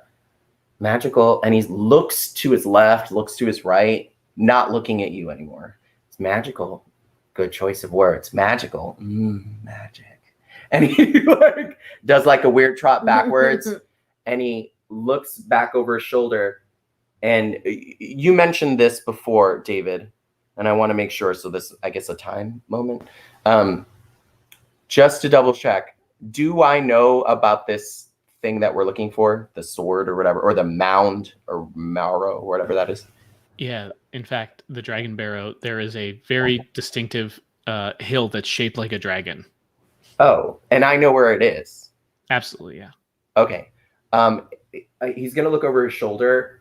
The Dragon Barrow, if you want to see it, you should follow me. And then Seraphina gets really excited and she looks at Inverna and says, can you believe this? That's exactly what we were coming for. Oh my gosh. Please, new friend, like we would love for you to take us there, and maybe you can tell us some more stories about, I don't know, halflings, centaurs, just saying. I mean, any other stories you have are fine too, but any Strongheart stories that you might know. I'm just gonna throw that out there. But yes, please take my friend Shanjan and Inverna and I, and let's tell tales. And if you want to hear any more of this ukulele music, I mean, I'd be happy to play. Maybe I can sing a song about the Strongheart Centaur tea time. So this whole time that she's been talking, he's nodding his head, but he's still moving forward, not really acknowledging whether or not you're following him, but he's nodding his head. I don't want to reveal too much, but I think he's hearing a lot of things at once. So he's like, yes, stories sound fun. And I think Shanjan has never, like, Inverna, he heard her name, he heard your name, you introduced yourself, but Shanjan never did to him. So when you say his name, he like looks back weirdly and Shanjan, because he's not used to saying words to people out loud. He's very hermity. So David, I don't know, this is more for you. I know exactly where my lake is. I know exactly where the Dragon Barrow is. And I'm purposely trying to avoid my lake. Is that okay? Do you need me to roll deception or anything like that? No, that feels fair to me. And in fact, I was gonna just zoom right to the Dragon Barrow because it's not that far. I just revealed it. But I think maybe as you you three trot on, Inverna just stays back for a second, and just to no one in particular, like, oh gods damn it, we got another storyteller, and just rolls her eyes and trots up after you. And then perfect. I like that. I like a good zoom. Take me there. So you're in a map that you probably can't see anything in right now. Mm-hmm. But because they made the map weirdly so that it would kind of reveal too much, but I will reveal it soon. But you come across this like I sort of described, like a hill that's very weirdly shaped, like a kind of flat hill. And you might notice, Xanth has definitely noticed before, but the other three might notice if they really think about it too hard. So maybe Shanjian won't. But everyone else, if you really think about it, it's like, wait, this is shaped like a dragon in flight almost. Like its wings are out, kind of. Yeah. And there's a bunch of, in fact, 7 of these very like tall, maybe as tall as a regular person, so like 5 or 6 feet tall, kind of flat rocks that are kind of poking out of it, kind of almost equidistant from each other. And you realize, oh, those are like spikes going down where the dragon's spine would be, interestingly. And I think I gave you a rumor in here, Xanth, that Ooh, I like a rumor. Let me look. Yeah, actually the first one here pertains to this. And I will read it. Do you mind if I read it out loud? I'll say it as a story to them, maybe. Yeah, that sounds great. So, like, on the way, I mentioned this. Strange witch lights hover over Dragon Barrow at night. My clan avoided the hill, thinking it haunted by the restless spirits of the dead. One of the spines hides a secret entrance. But who would be foolish enough to go down there? And he's trying to fix his tongue. Like, he knows he's talking weird, but it's been so long. And, he saw the elf, but she's not really talking Sylvan to him. So he was like confused on what to do. So at one point you hear him speak Dwarvish, and as he's looking at you, and he's like, no, she's not a dwarf. But he says that in Dwarvish. So it sounds like, nah, not a dwarf. Like, using like a weird tongue. So when he finally gets the story out and we're finally like arriving there, he's settled on, okay, I think this sounds better. Is this more calming? I don't want to confuse them. I think this is my voice. Like, he finally like fixed it. Oh, I love that. And actually, to set the scene a little more too, maybe it's quite a, I don't know if you saw on the map, but it's quite a distance from where you were. So maybe it's like a whole day's travel. The three Seraphina and friends took. So maybe it's a little after sundown now. And just because you gave me such really good fuel there, Marisa, I think it's still like foggy. There's like mist rising up. And in fact, you do see these like witch lights, almost like blue, like green, violet, kind of eerie lights that kind of float around some of these spines. And then as you get closer, maybe to, oh, are these lightning bugs? What's happening here? They kind of disappear, and you wonder to yourself, did I even see them at all? Were they even here in the first place? Very, very peculiar. Yeah, for sure. Do I have the opportunity to point them out, but not say anything? Sure. I know that sounds weird, but to like have him physically look at that and then like kind of look over and shake his head. He's going to be like, because they disappeared. Even he noticed. That's weird, even for him. Yeah. I think maybe Inverna might say, just like, if this is a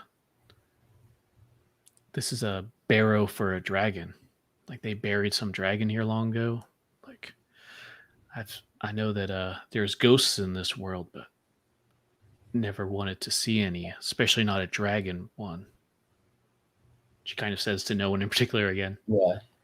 He's going to respond to that. He'll like lean over. I'm assuming, I don't know why he's assuming she's on his left, but that's where he is. So he's going to look over to his left and say, multiple spirits. That seems like a lot for one dragon. And then maybe Seraphina looks at Inverna and says,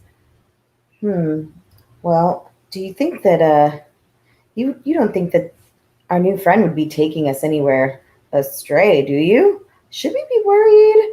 I mean, I know we have the luck of Timora on our side. And when you say Timora, can I make a religion check? Yeah, sure. That sounds great. I don't know what that is. Ooh, that's an 18. Let me see what that number is. Religion. Oh, so it's a modified 20. Oh, incredible.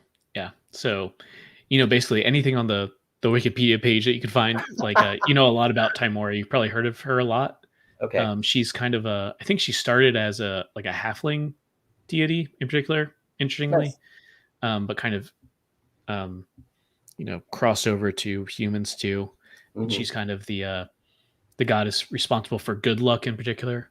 And she has an evil twin sister that's bad luck. I think it's like, Instead of Timora, it's Dimora.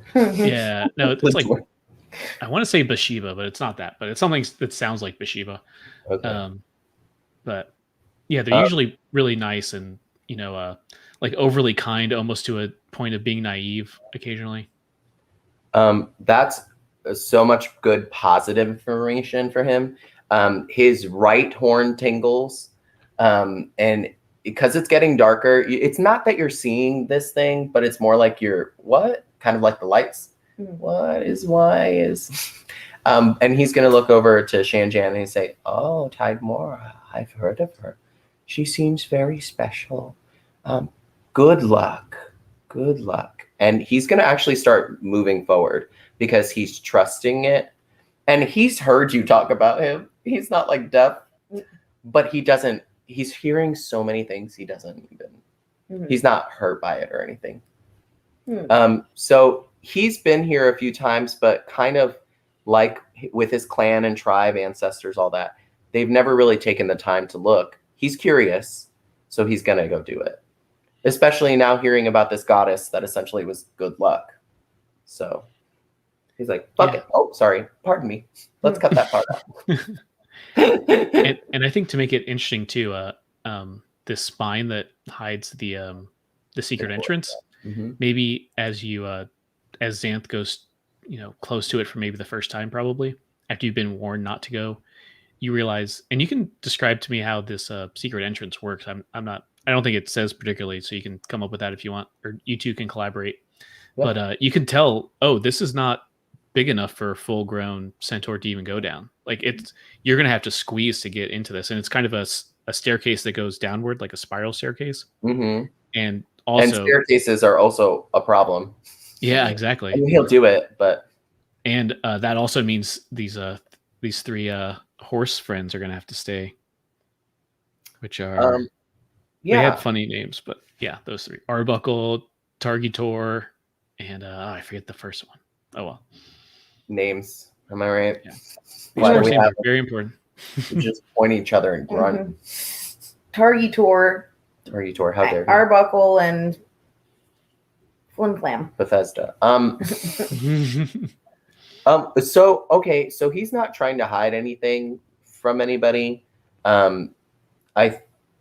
He took them here mainly for his own safety, but also he wouldn't want anybody to get hurt near his forest either, because that would be bad for his reputation, and this is more of a centaur thing. I don't know if you know this, so I'll tell you.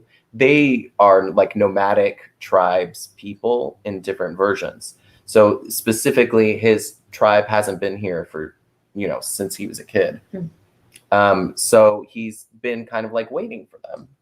So he doesn't want any negative, no bad rap sheet on this forest, please. So when he starts looking, you hear him talk out loud. Well, I don't know. Maybe over here. Can you help? Don't just say that. No. It could be left. Could be right. That spine over there. Was that where they were glowing? I don't know. Maybe. And then he starts to calm down when he realizes that other people are listening. And he looks back and says, we could use some help. So he's looking at the three of you guys. And then Seraphina kind of points to herself and she's like, we can help. Of course we can help. That's what we're here for, to help. All right. So, let's see. It looks like we're going to have to leave the Targitor and Arbuckle and Mr. Friendio Close, actually, I think, right? Something like that. It's like with an F. I don't know. We're gonna have to leave our 3 horses. It was Grambly. Ground leaves. Nowhere near. Just in the alphabet was I close. Mr. Fresh. It is a letter. So looks like we're gonna have to leave Grambly, Flim Flam, and Arbuckle outside. It's just changing. So I think you originally named these too, didn't you? Or did I do that? I forget. So I feel like I do hear her saying the name wrong every time, and the horse knows his own name. Every now and then she'll like Just a single horse tear goes down. Yes. And then she pats the neck and she's like, "I'm so sorry, not Flim Flam. That was almost gonna be your name, but it was actually Targy Twerk." Sorry, Targy Twerk. Listen, buddies. You guys are gonna have to stay outside because you guys don't want to go down these stairs, do you? I You don't do that neigh thing like. Oh. All right, we're gonna have to leave you guys outside.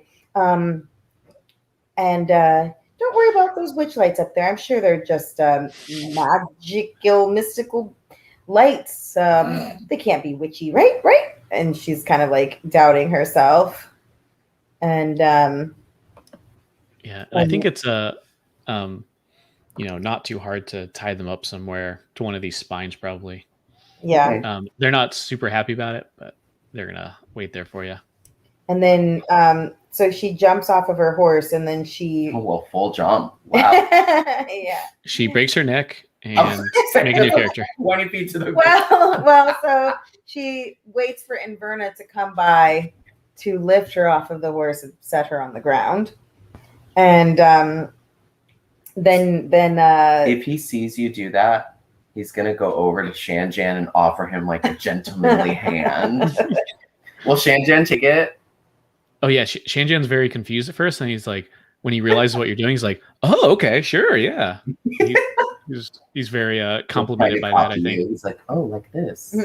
and then so that's when He's Seraphina. like, "This is actually really hard to get off. I really appreciate it." So Seraphina and Xanth actually get to like come face to face now at the full scope of like their size and height difference, and see point. like she kind of looks up at him and says, "Well, it was so lucky and so thankful that we are to you, Xanth, for taking us all the way out here. And I know that it's going to be difficult for you to go down those stairs. So, it's the strong heart way. And the tea leaves we always say, if a horse doesn't want to walk backwards downstairs, then you don't shove him." He is absolutely confused by this. He doesn't understand because you called him a horse and he's not a horse. So, but he's not offended. We have ancestral like connection. So what he does, and I know I'm making myself prone by doing this, but he does that thing where the horses like get down and they like bend their things so he can be closer to you. And do you have like hair? What does your hair look like? What is it? It's like dark. It's actually like dark brown and kind of curly-ish, but like wavy. And I think she probably at this point, because they've been traveling, has it like, like that's what it looks like. Cool. It's like big and wavy, big, fluffy 80s. Fluffy 80s hair. But like probably because she's been traveling all day, it's probably like in like a bunch of different like circular braids and like all like wrapped around her head. You could say it's not a mess, but it's like a messy bun-ish. Yeah, messy braids all over. He likes that because it reminds him of his hair. So he like slowly reaches the hand to touch your hair, and you see a weird like jolt of something like pulling his hand away, and he looks at his hand and like looks randomly off into the distance. "You think I should ask first? That's very fair." And he looks down, he says, "You have a curl right here. Do you mind if I touch it?" And then she looks over and it's weird, I know. And just kind of like looks at her curl and pulls it out of her hair and like twists it around, and she says, "Why not? tea leaves always say, as long as you ask, then I love tea leaf quotes. We're good to go. So before you can like uncurl it from your finger, he's gonna like touch your hand with his other hand, like slowly remove your finger and like put his finger into the curl. and you, once again, it's that weird close like into his face thing, and the green side starts flashing, and when your hair, like when he like removes, this is all aesthetics. It's not magical. He's not doing anything to you. He's not. But you see the curl kind of like. Please make a saving throw. I know, like he's not doing it technically. You see it like bounce strangely, like something's on it when he removes his finger. And he laughs. He does like this weird, how? Like it's this weird, like he's watching something. And then he leans in closer and you see the other side turn like really gray. And he said, that's enough. And then the bouncing stops and you like, and it's just a weird like dichotomy. It's like a weird, and he leans in just a little tiny bit closer. And you see that his nose is kind of like, a little bit more like a snout-ish. And of all the like tales you've heard of centaurs, it's mostly human, but it's a weird like snout, just slightly, that you're like, that's weird. And he goes, in the future, I would like to sit down and have tea like our ancestors. Would you like to do that, Miss Tea Leaf? And then she's still kind of looking at her curl, and I know there's a lot happening. Like and then she like plays with, like, maybe takes it in her hand and looks at it and pulls it out straight and like inspects it and then puts it back and like shoves it in her messy braid and then says, well, of course, you know, it is the tea leaf way, obviously. Of course, you know, we should have tea, sit down, I'll sing some more songs about our ancestors, and maybe we'll write some new ones for you. Oh, I think that would be great. Yes, absolutely. We should do that. Of course, we still have to go on this mission and all of that. But for all that you've done for us today, you have 10 tea dates in the future. And he puts up his hands and he counts 10. Like, he's not dumb, but he's like, 1, 2, 3, 4, 5, 6, 7, 8, 9, 10. and he like pats her on the shoulder gently and says, I would like all of those. And he like, it's so weird. He's such a weirdo. I'm so sorry, guys. I didn't know what was happening until I did it. I love it. It's too late now. We're here. And so he like stands up, and he's not being disrespectful, but he looks down and nods, like just like a you know, a deer in like the fantasy world, like not like bow to each other and horns and antlers and all that stuff. That's what he's doing. And he looks at Shanjan and Inverna, and he goes, you don't have to have tea, but I would like you to be there as well. And then he starts walking. Just that was it. And just starts walking. Oh, hello, baby. Oh boy. Do you want to go outside? Oh, like, I can be closer now. Come on, Bye. Raven. Come on. Well, Go, Raven. Raven, go outside. Raven, come on. Hold. None of this playing around. Come on. Go. All he needs to. Go. We're outside. Go play. Yeah. I'm muting you guys for a second, but I think to finish. Oh, oops. Oh yeah, you're fine. Yeah, you guys are muted for just a second, but I think to close that like scene off, maybe as you guys are going, Shanjan, I guess, to Inverna, just like turns to her and just like, tea dates. I think we usually have ale dates when we go to Phandalin, but hey, tea's fine too. I love that. It goes down. No, that's perfect. He's not ignoring anybody. He's just got with the nicest way of saying it without explaining too much. He's got a lot going on. and Mhm. it's consistent. So he's like, yeah. Oh yeah, for sure. And I think as you four kind of go into the secret entrance into this like grave mound, possibly into the darkness, with these possible like weird witch lights, maybe around you, some or like in the distance, or at least the memory of them. That's got to be the perfect, like, I mean, the dictionary definition of a cliffhanger right now. Hmm. Do you have a song for us, Marisa? Sure. Oh, all right. I got this. Okay. Okay. Yeah.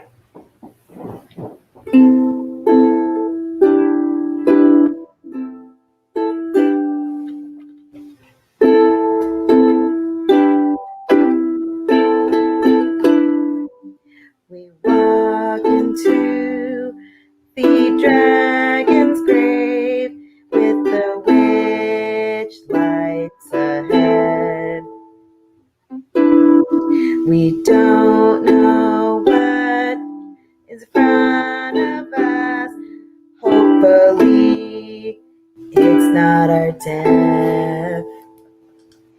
We made a friend. His name is Dan. He's got blue horns and gray eyes. He's gonna walk down backwards, just like they say, the tea leaf way, but we don't make him. What could be inside this grave? What could be inside this grave? What could it be the sword to help our friends? That was metal. That was Amazing. The All right. sword to help our friends. Incredible. Yeah, so let's take a break and then we'll start episode 2. Okay. That was metal. I liked that one. Whoosh. Yeah, right? When you started picking up the pace, I was like, oh, okay, babe. Okay, so I don't want to ruin it. This is a Ranger class Ooh. that is new. It's from, God, a few months ago, David. When did this class come out? Oh, really quick, do we need to do anything over here on our end, David? Oh, yeah. Pause anything or anything? I think we went to the restroom. I'm also going to throw that chicken in the crock pot. Ooh. Crock pot chicken. Backstage crock pot. Yeah. Woo! Crock pot cooking show. God.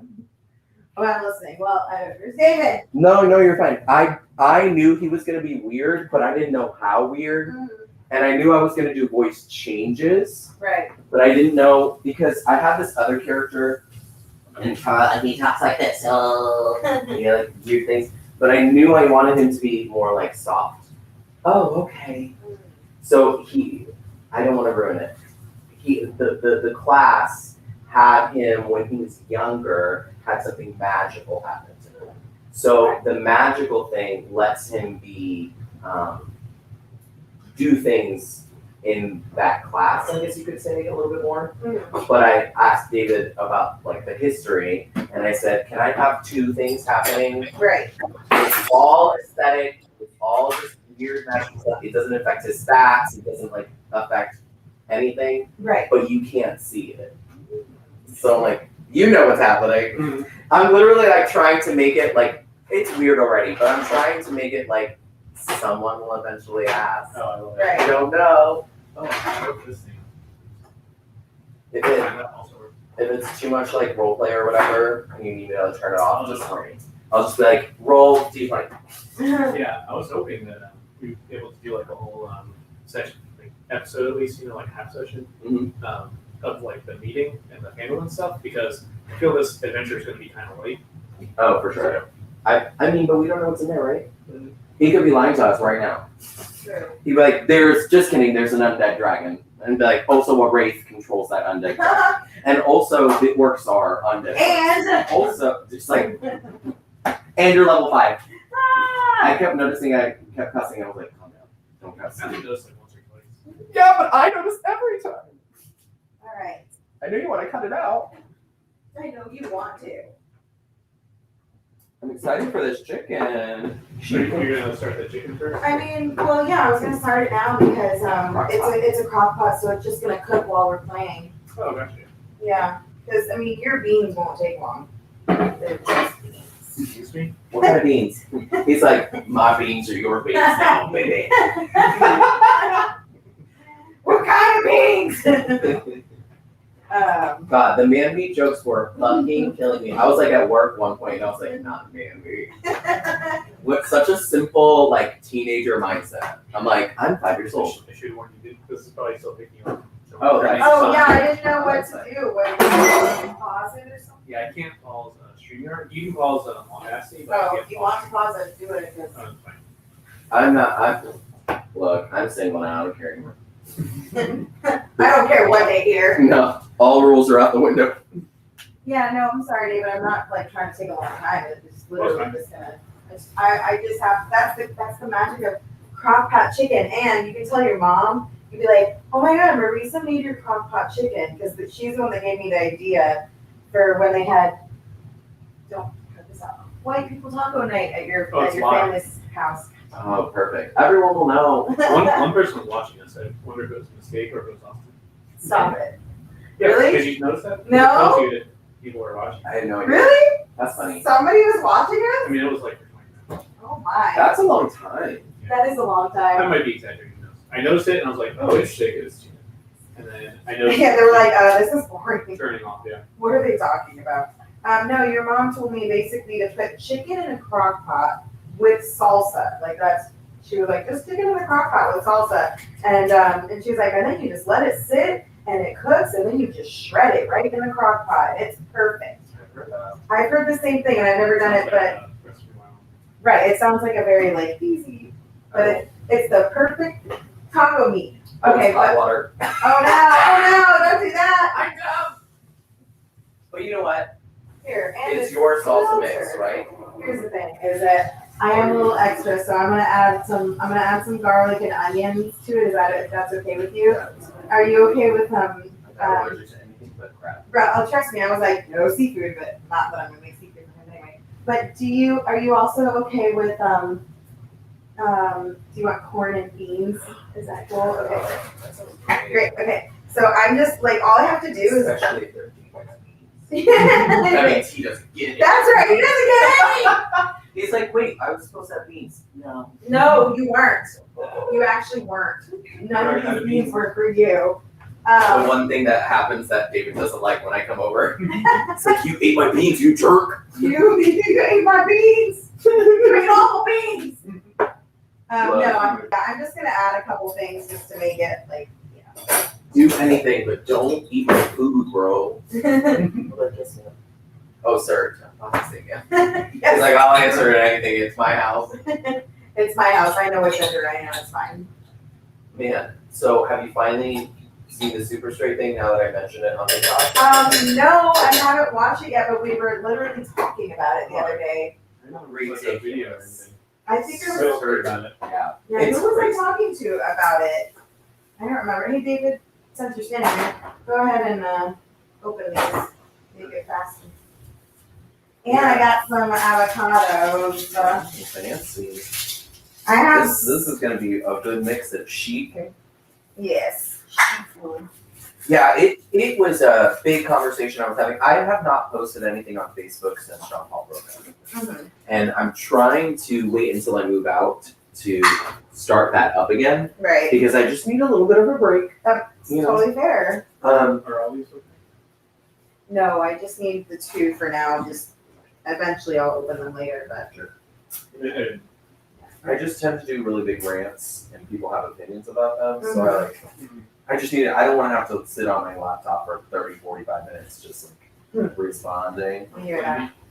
But I made it years ago. I made a deal with myself that I would respond because I think it's important if someone's going to reach out to make it clear that you're willing to have a conversation with them.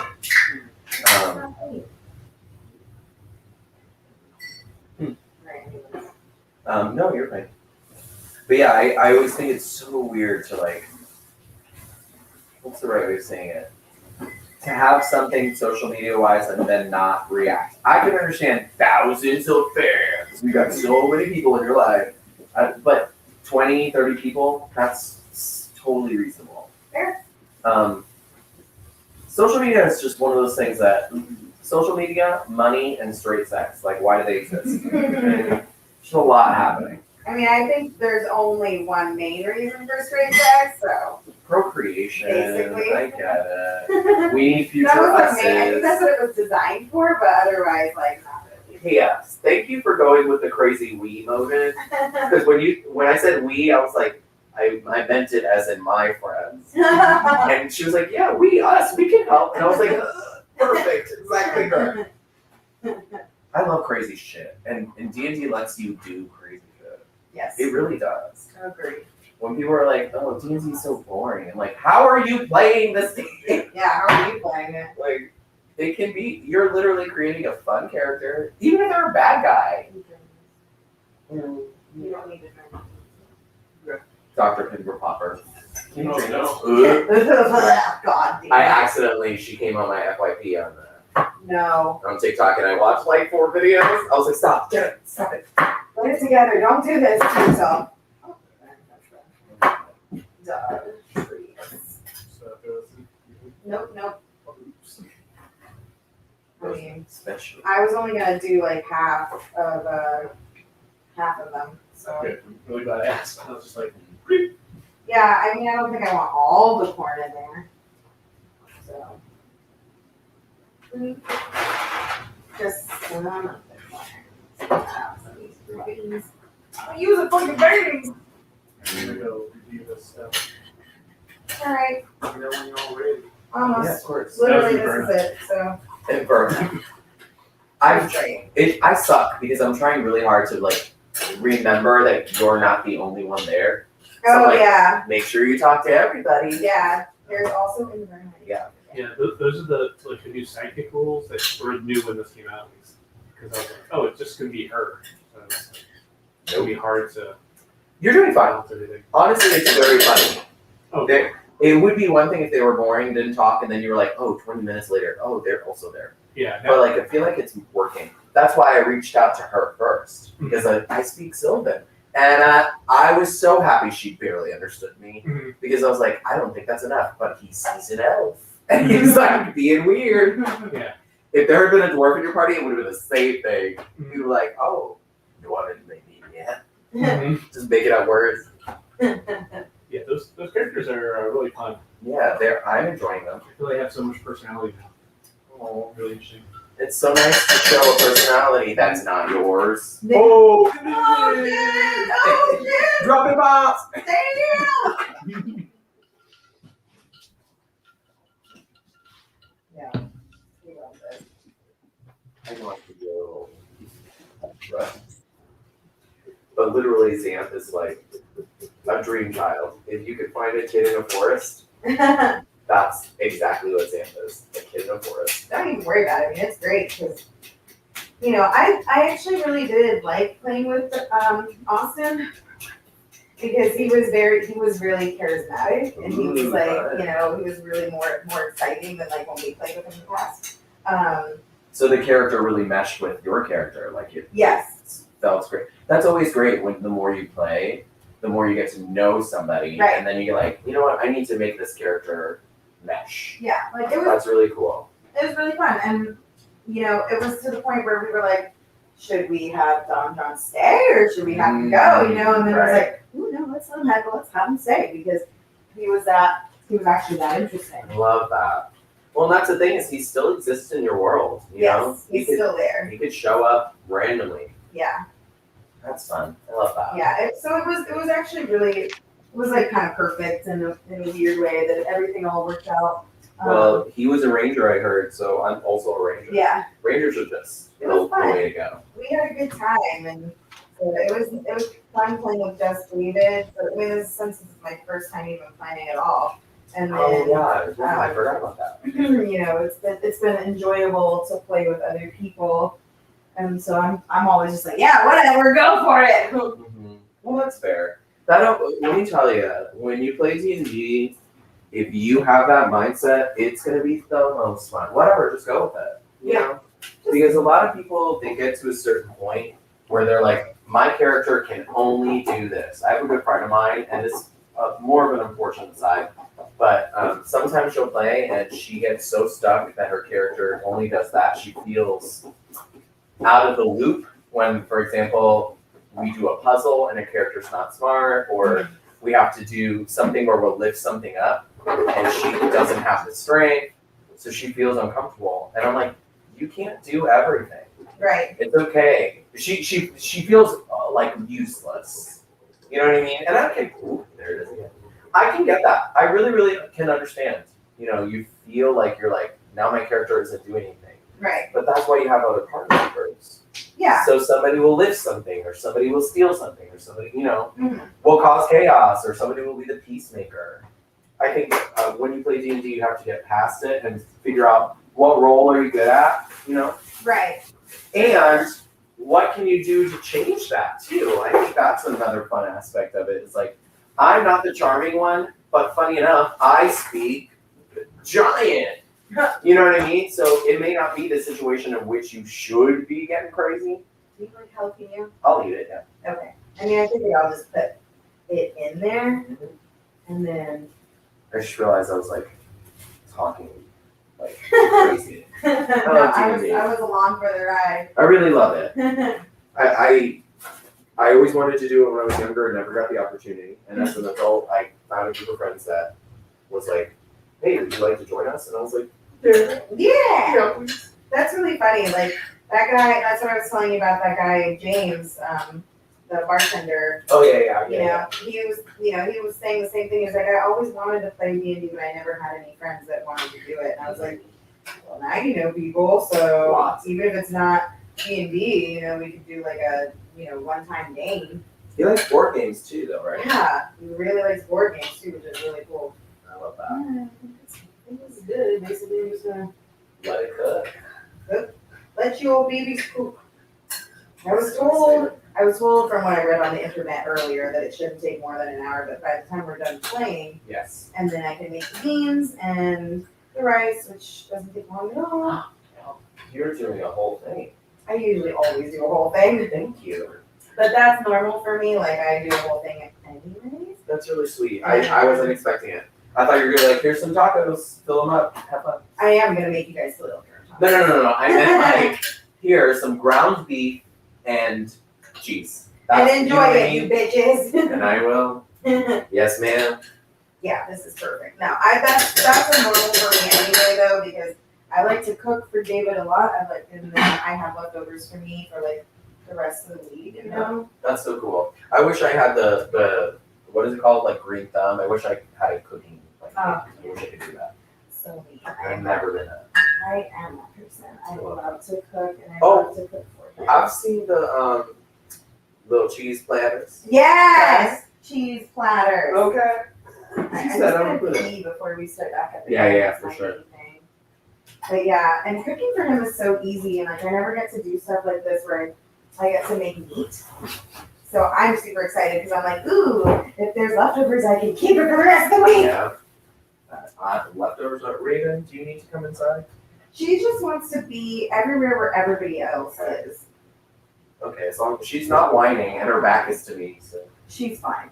She wants to be out there to play with Hammer, but then she wants to come back in here to be with us. Especially when we start talking. Yeah, she can't make up her damn mind.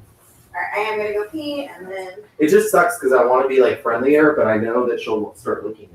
I'm cool. I know, constant licking. It's like you can't even look at her, and then she just licks you. Oh, Yeah, girl, please. You're too I don't know what this is like. Affection, get out.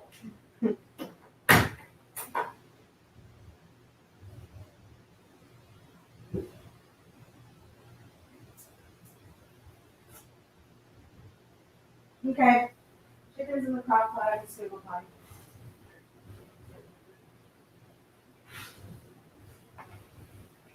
Did you make yourself another drink or you good?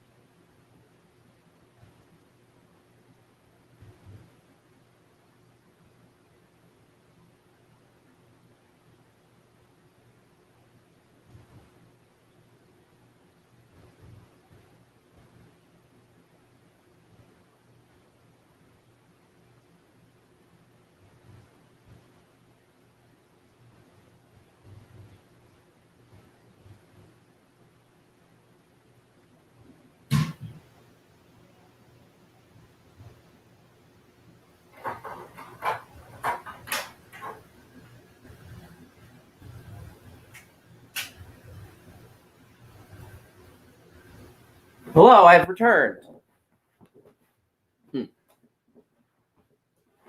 Oh God.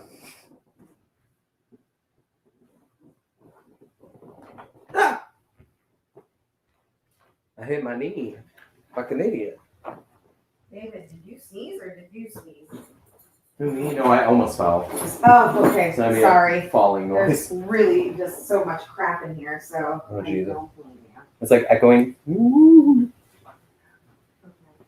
I don't- It already smells really good. Oh, I'm excited. Like, Thanks for seasoning. I don't know what that's like, but I really appreciate that. oh, shit! Ah! Let me tell you. Oh, I was talking about seasoning the chicken. I get scared. Sometimes people are like, salt. Seasoning. Please, more. I literally have a problem. I'm like, what else tastes good? Yeah. Oh, make some more seasoning gestures. That looks really good on video.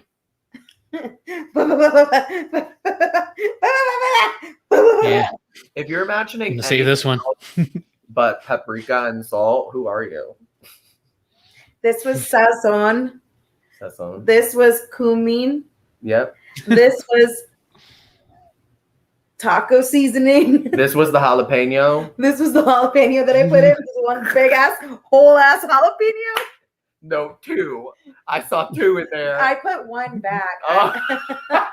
I was like, I don't know, maybe not. I don't know how hot they are, so they've been in the freezer. So Jalapenos are notoriously not hot, so you're fine. thanks. I was gonna put the second jalapeno in your beans. Perfect. Perfect. Let me tell you guys, and just before we go back into the entire world, my other voice options were, hi, I'm Xanth, and I was thinking that maybe we do like an adventure. And I was like, I hate that. But I thought about it. And then the other one, because I didn't know how young we were going to make him, I was going to go, oh, hi, I'm very bouncy. And just be like, where are we going? Do you need any help? And just be like bouncy. I feel you made the right decision. Yeah, he's more chill. He's crazy, but he's chill. He cray. He's crazy. He's a little crazy. All right, so I have my alarm set for 11:25. Does that sound okay? Great to me. Cool. We Chicken should done be by able then. to finish that. Let's finish this up. Chicken. So, you ready to get started? Yes. All right. So, as oh, Oh, by the way, we're back. This is Doisp. It's called Dragon of Ice Fire Peak. Doisp with an S. Don't be confused. My name's David. I'm writing this thing. Marisa, as always, who are you playing today? Hello, I'm Marisa, and I am playing Serafina Tea Leaf, aka Feeny. Feeny. And the very special guest star, Eduardo. Hello. Who are you playing? No, please say my name all the time. And my name today will be Xanth. Ooh, very nice. When last we left, you were descending into this spooky, completely dark staircase. I wonder how you get light. We'll figure that out in a second. But there was strange witch lights outside. There were. And in fact, Serafina, as you descend into this, abyss below you, the spiral staircase, tell me about this thought that springs to your mind of a famous bard adventurer that you looked up to. That actually, did they die while slaying a dragon? Weird.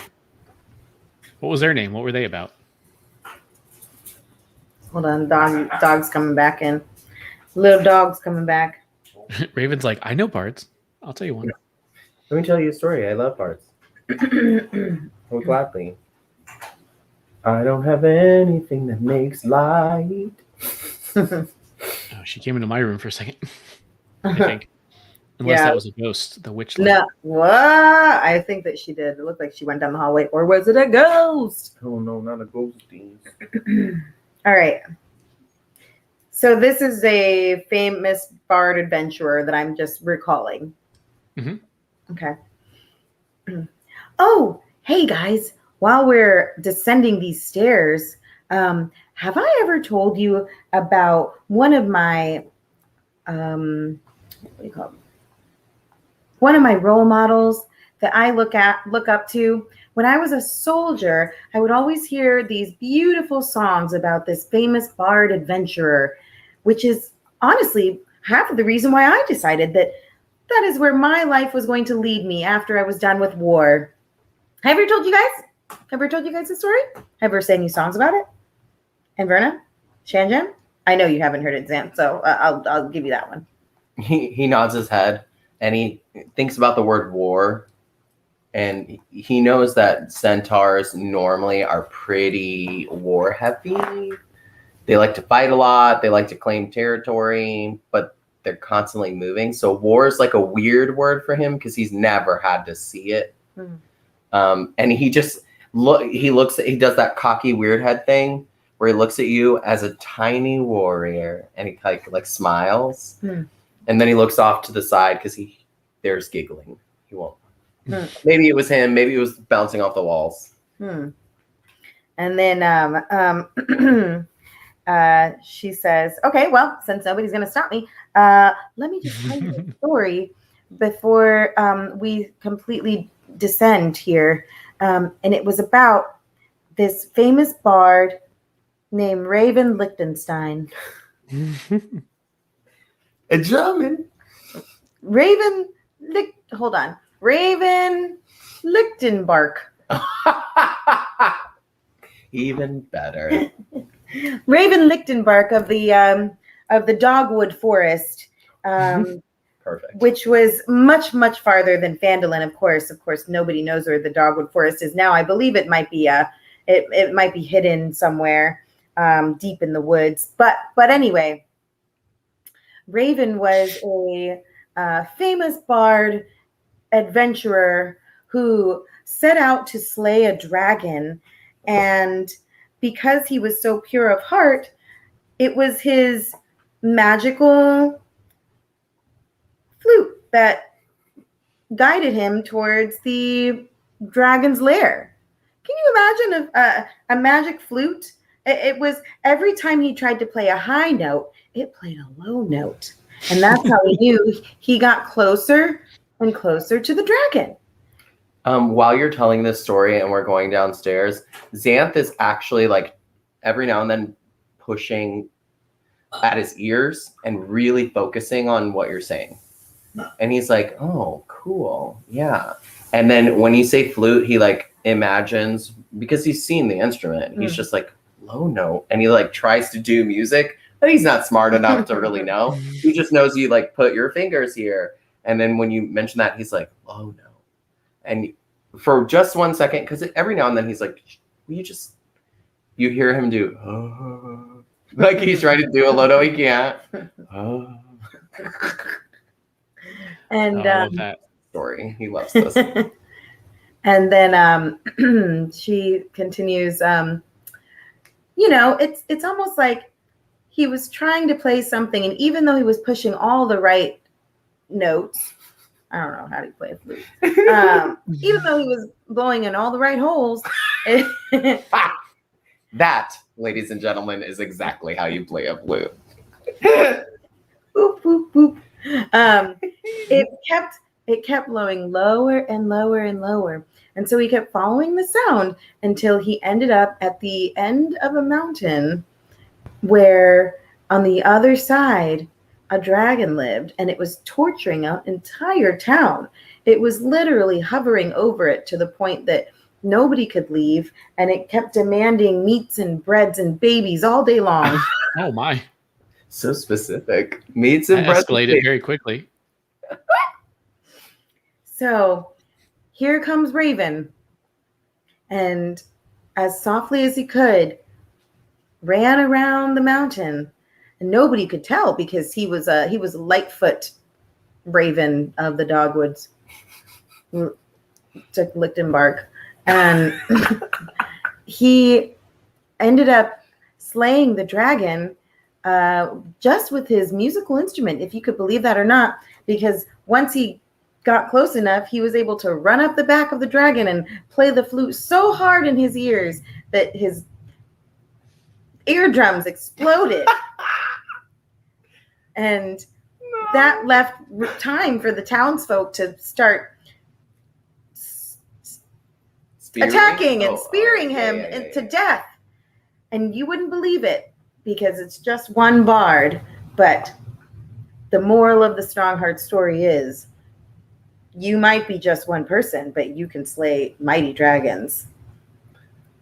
He so I don't know. He looks at Shanjan and he like nods his head. He is not disbelieving of anything you're saying. He, whether or not it's truth, the history, a legend, a story, a myth, a god, he doesn't. He's like, yeah. And then he looks at I keep forgetting Inverna, and he like nods his head at her too, and he like slow claps because he doesn't know that regular clapping is like this. So he's like, yeah. Plus, it kind of turned into a scary story, and it's dark now. So he's like, oh god. Yeah. Speaking of dark, Yep. what are you guys gonna do?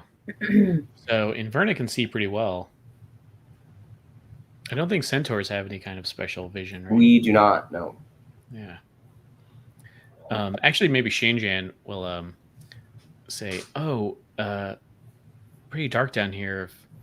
I guess you have those goggles, Serafina, but maybe it's time to light a torch for the rest of us."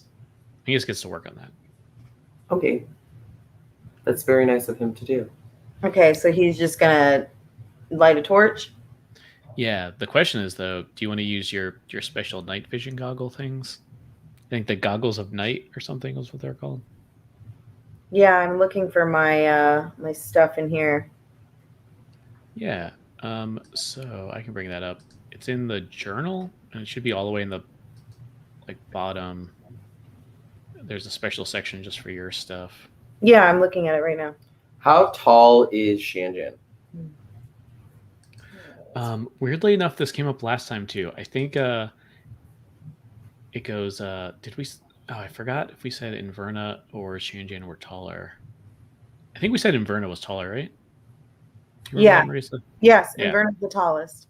So Shanjan's a little bit shorter than Inverna is.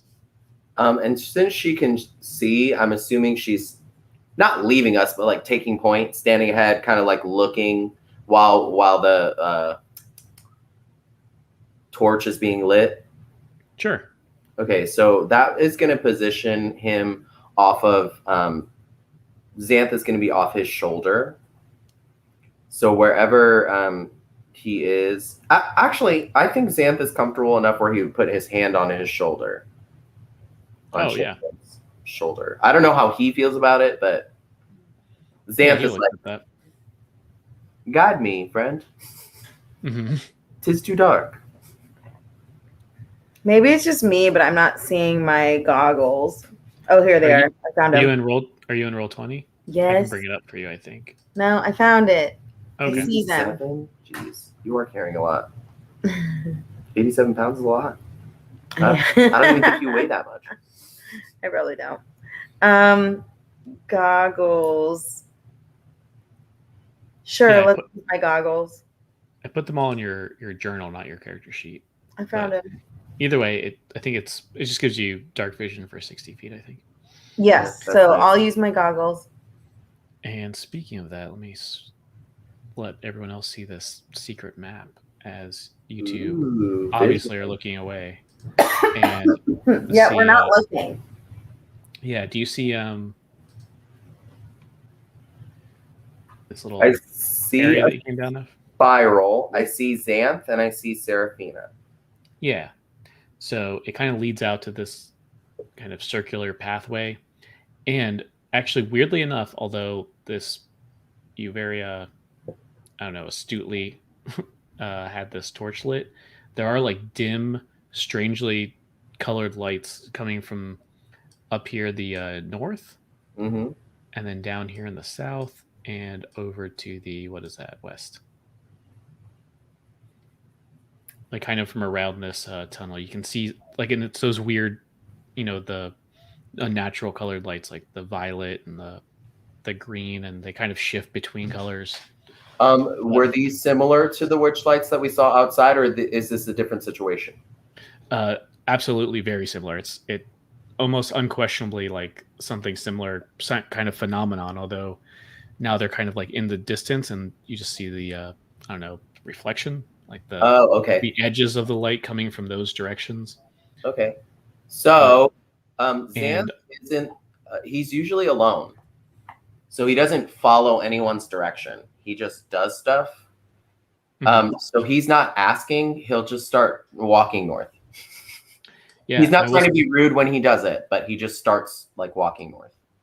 And lest I forget, or lest I cut off any options for you, also the east has two kind of pathways too, but there's no light coming from that area.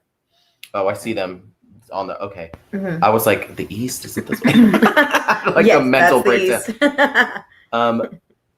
So then, okay, so then when he sees that first path, then he'll stop and he's starting to walk away. I'm assuming that Shanjan didn't follow him and still hanging out with the group.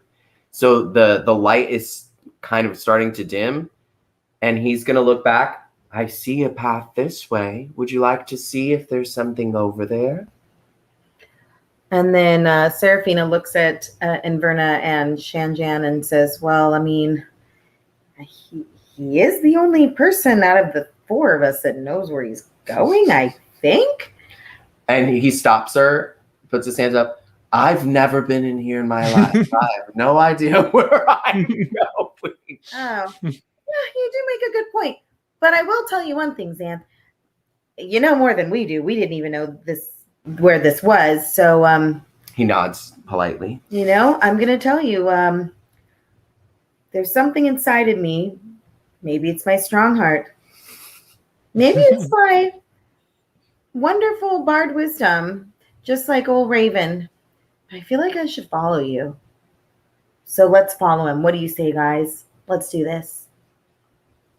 And I think Shanjan just kind of enthusiastically nods, like, yeah. And Inverna just kind of shrugs, like, it's up to you, boss. All right, then. I say let's do it. All for one and one for all. And he looks at her confused and one, all, okay. Like has a moment. He doesn't understand what that means. But when he hits the corner, oh, thank you. I was just going to do that. When he hits the corner, he's not dumb. He can see they have like contraptions on their faces and he's heard of elves. He knows that they can look far in the dark.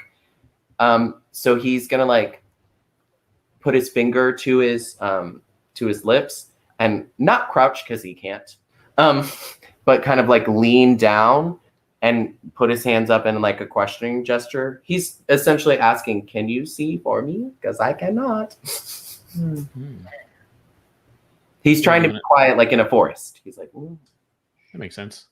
Do you want to kind of squeeze in there, Serafina? Oh. Yeah, so I think Serafina at that point, knowing that Shanjan has a torch and Verna has her eyes, I have my goggles, maybe she kind of reaches up and just slightly grabs Xanth's hand and says, if it's okay with you, I'll take your hand and guide you. I can see. And how about this? If we come into any trouble, just throw me on your back and let's go. He nods his head to this. His left, the little gray one, his left horn like kind of tugs on him a little bit and he swipes it away. And he says, yes, I like this plan. Like he's taking initiative. So he lets her lead the way and he lets her walk first in front of him to see further down, whatever, a door, a hallway, whatever it might be. Mm-hmm. Okay.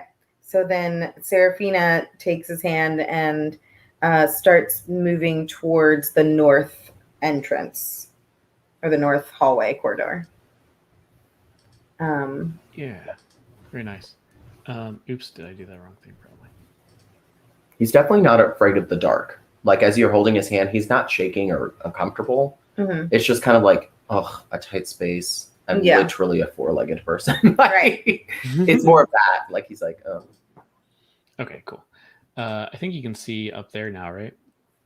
Yes, we can. A little bit. So yeah, right where that point goes, like that arrow.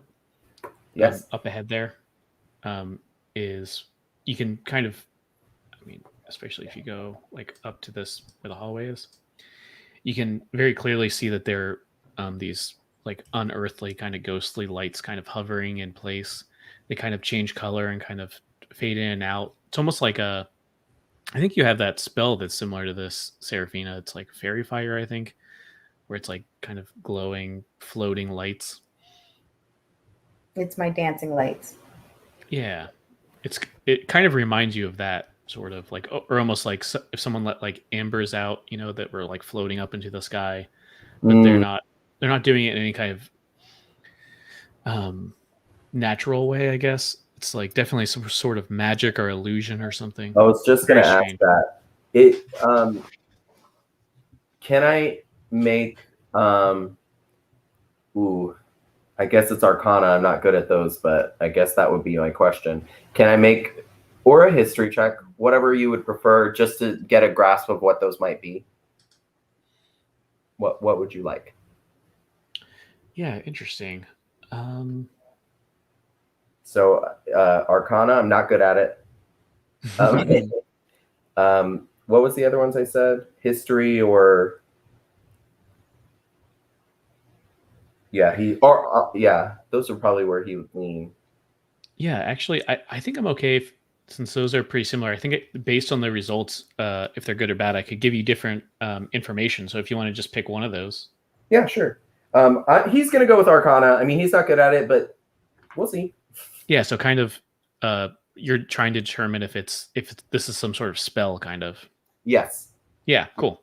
Well, in his mind, and this is free information, in his mind, he's trying to see if it's a living being. That makes sense, yeah. But magical in origin, of course. Yeah, Arcana sounds fair. It's an 8. Mm-hmm. Yeah, I know. Those negatives, man. They'll kill you. Yeah, so not great, but I feel an 8, huh? You can give me nothing. I can literally be like, okay, I tried. Like, it's okay. Don't feel bad. Or feel villainous and say he's drunk now on power. Oh, okay. Here you go. I'll give you this sort of non-answer, but okay. You remember maybe one of I don't know if they have like the sorcerer maybe equivalent in your herd or your family. Mm-hmm. You remember them saying, maybe an elder or something, like, oh, do you know sometimes spellcasters, they'll cast a spell and it gets out of hand and it gets a life of their own, like a mind of their own and a soul, some even say. Like, you have to be very careful every time you cast a spell, because sometimes it'll, become its own being. And then another spellcaster in your same family or something was like, that's the dumbest thing I've ever heard. I've been casting spells for way longer than you. That's never happened. Who told you that? That's perfect. The dumbest thing I've ever heard. So, but then maybe for sure that he like pops into his head. Yeah, maybe you almost think, could this be like a dancing lights that has its own like mind? That would be very strange. Yeah, definitely. So in reaction to that, he gets lots of I know that you can't hear it, but you're kind of holding my hand. So the giggling that you heard earlier, it's like a little tiny bit louder. And he's not nervous, but he definitely squeezes your hand a little bit more because he doesn't know what's happening. But remember, he doesn't usually take orders, so he starts walking forward. Moving on. Yeah. So down that hallway, by the way. I know there's a little bit of a left, but he would go towards the lights. Right. Yeah. Do you see the area on the map where it's like colored differently? Currently, no. We just are. That changed a little bit. Yeah, you see that though, right? The blue part. Yes. Yes. Okay. So yeah, right when you get there, I assume everyone's kind of following him. Yeah, the floor falls out from under you and you fall into a pit. I love a pit. How deep is it? Oops, that doesn't mean anything. Um, yeah, it is. Okay. Let's see. Okay. That doesn't mean anything. DM 50 damage. That means I'm You're dead. dead. No, that's not what that means. Don't worry. I think I did. I mean, we're getting fall damage. That's happening. Yeah. Damn, I don't thought have I had double this roll. thing set up, Oh. but Well, not me, because I was walking first, not her. right. I don't want you to also have to fall if I'm taking the fall for us. No. Like, let me take this fall.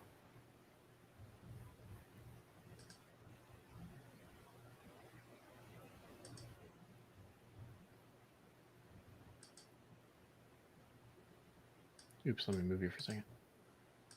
I'm scared. Concerned too. This is too much rolling. Oh, yeah. Mhm. Phew, perfect. Oh, Figured it damn. out. Okay. Can you see that, or did it? Yeah, go it's to 3 mute? bludgeoning damage. Perfect.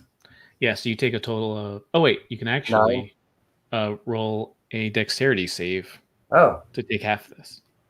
I'm surprisingly good at those. I would like to see something very quickly. Hold on. I am on the wrong thing.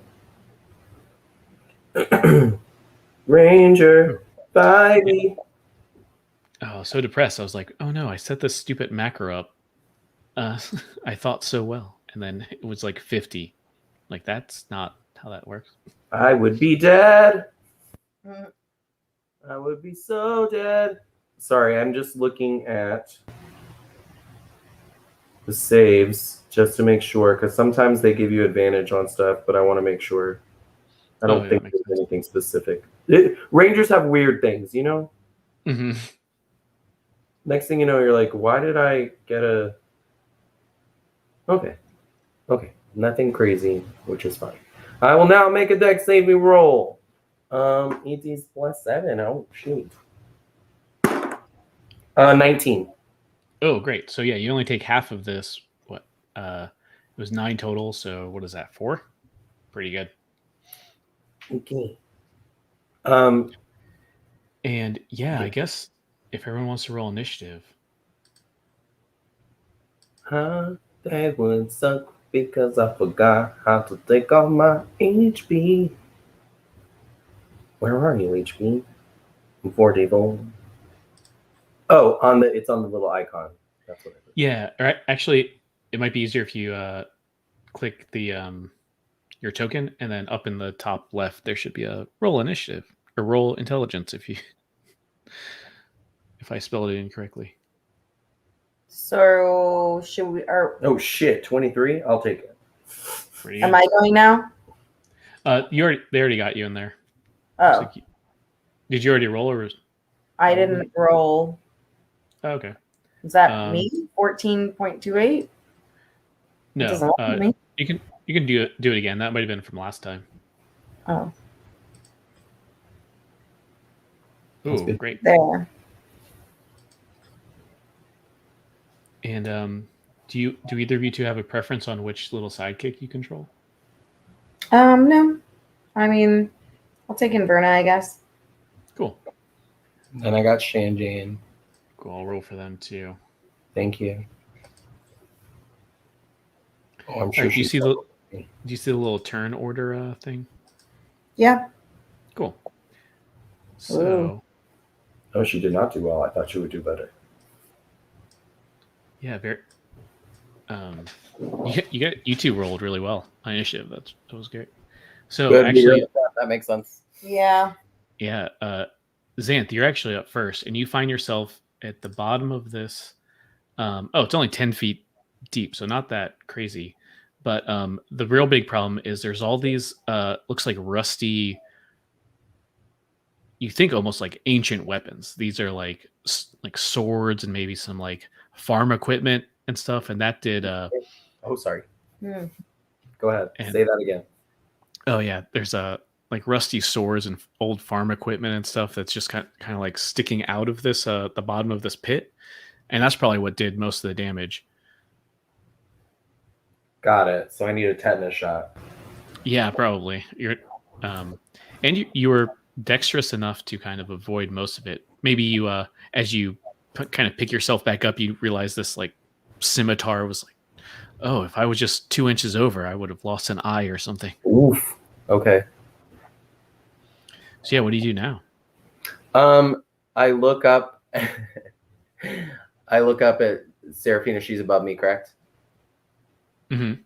And I shrug my shoulders and I say, "Oh, that was uncomfortable." And I'm assuming there's like rope or something that I have in a pack where I just like start doing it myself. This isn't the first time I haven't fallen or gotten into a pit or, that specifically with the farm weapons and stuff. That sucks. But I'm gonna try my movement to climb. Well, climb is a strong word, but get myself out of there. Yeah, especially with a rope. I think Gotta have one somewhere. I feel like. Oh, but actually, I think centaurs, don't they have like a going up rope is hard. Like they have a special thing about that. I probably have to roll or something. Yeah, I was gonna say you don't even have to roll for that, but actually, I guess since it's spelled out in particular that it's hard for centaurs to climb, I will have you do an athletics check. Yeah, but the DC is going to be 10. It's going to be pretty easy to get out. Okey-dokey. And my athletics should be not terrible. At least we'll see. Yeah, it should. Be I don't know what easy. any of this is. Oh, it's +5. It's an 8. I'm still in there. Oh, wow. Okay. Yeah, I was just going to say the stakes really are just you can't get out this turn, but you can try next time. That's okay. So no, you won't be taking any more like rust damage or anything. Got it. And I will say, you still notice above you, like where the floor fell out, there is those weird lights still kind of twinkling up there. Jerks. But now I don't I guess. Is there anything else you can do, or are we? No, movement wise, he doesn't sense or feel anything dangerous. It was a trap. So in his mind, he's like, ugh, just get out. Actually, can he look to the other side? How far is it still dark where he is, or is Shanjan too far with the light? Yeah, it is hard to see, especially down in the pit. You can definitely see most of the stuff happening above, but actually with those twinkling lights directly above you, you can kind of see around the pit. But so there's no like bodies or a different entrance or anything like that. Right. No. Okay. Cool. No. Then he is just gonna try again on his next turn. Yeah. Maybe I will add a creepy detail like the dirt in here is it seems something's weird about it. It's kind of like more ashy than it should be, like the rest of the Got it. earth in this, I don't know, barrow was. Cool. Thank you. Yeah. And then Seraphina, what are you doing now? This is quite the predicament. So I didn't fall in. I'm still above. Mm-hmm. Okay. All right. So she gets to work right away. And she is immediately like, oh no, well, all right. Definitely will not be standing around. Shanjan, come over here.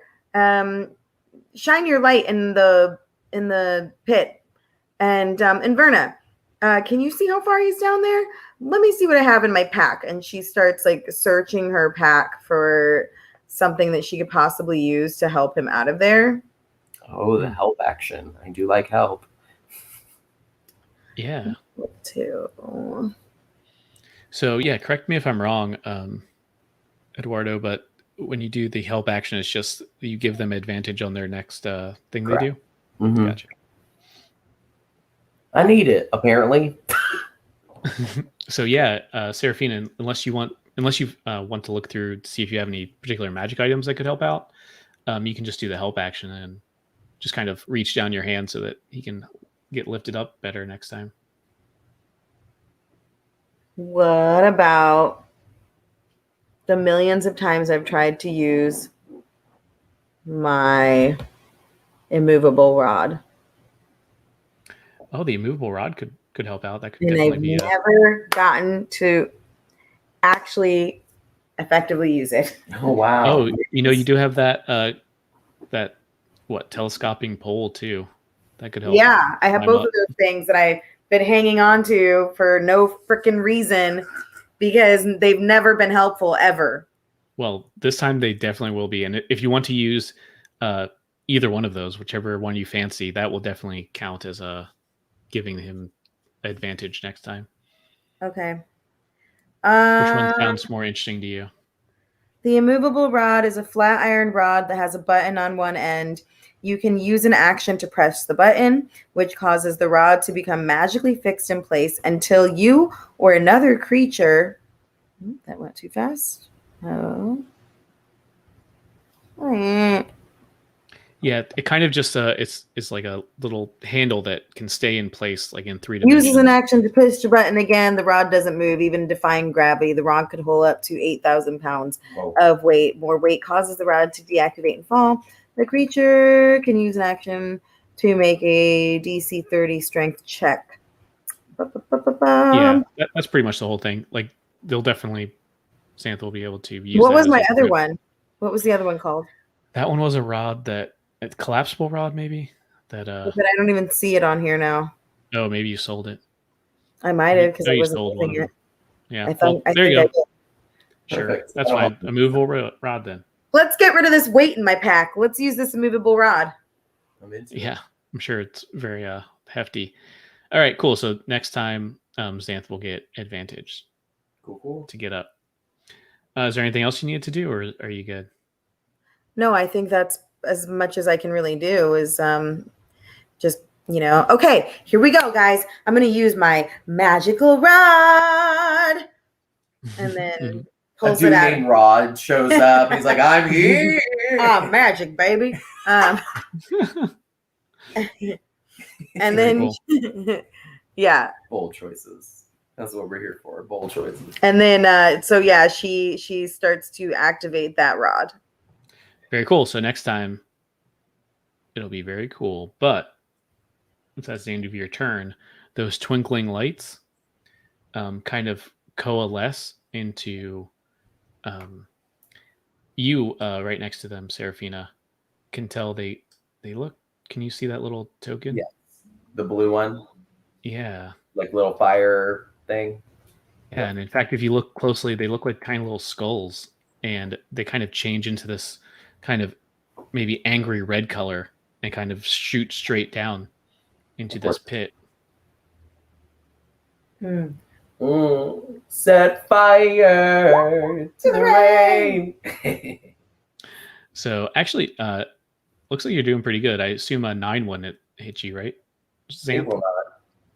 Yeah, so kind of this like spark kind of again, very brightly multicolored shoots out. And you can tell, oh, this thing is trying to shock me. This is not great. Don't like that. But now, is it hovering directly above me?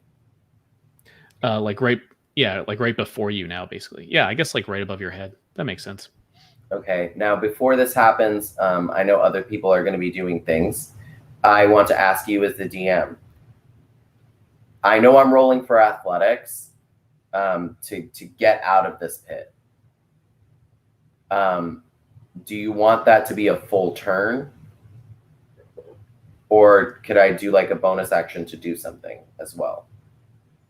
No, that could be I think just the action of getting out, that would count as like an action. Then you could do bonus. Okay, so it's not going to like burn my whole turn, because I know being a centaur sucks when you fall. So I don't want to mistreat the situation. Yeah, or you can stay in there now and attack this weird light creature. Yeah, that's an option. Up to you. Thank you. Yeah, and Shanjan down here. It's his turn now. Who was? I think it was Eduardo, right? You're in charge of him. I have Inverna.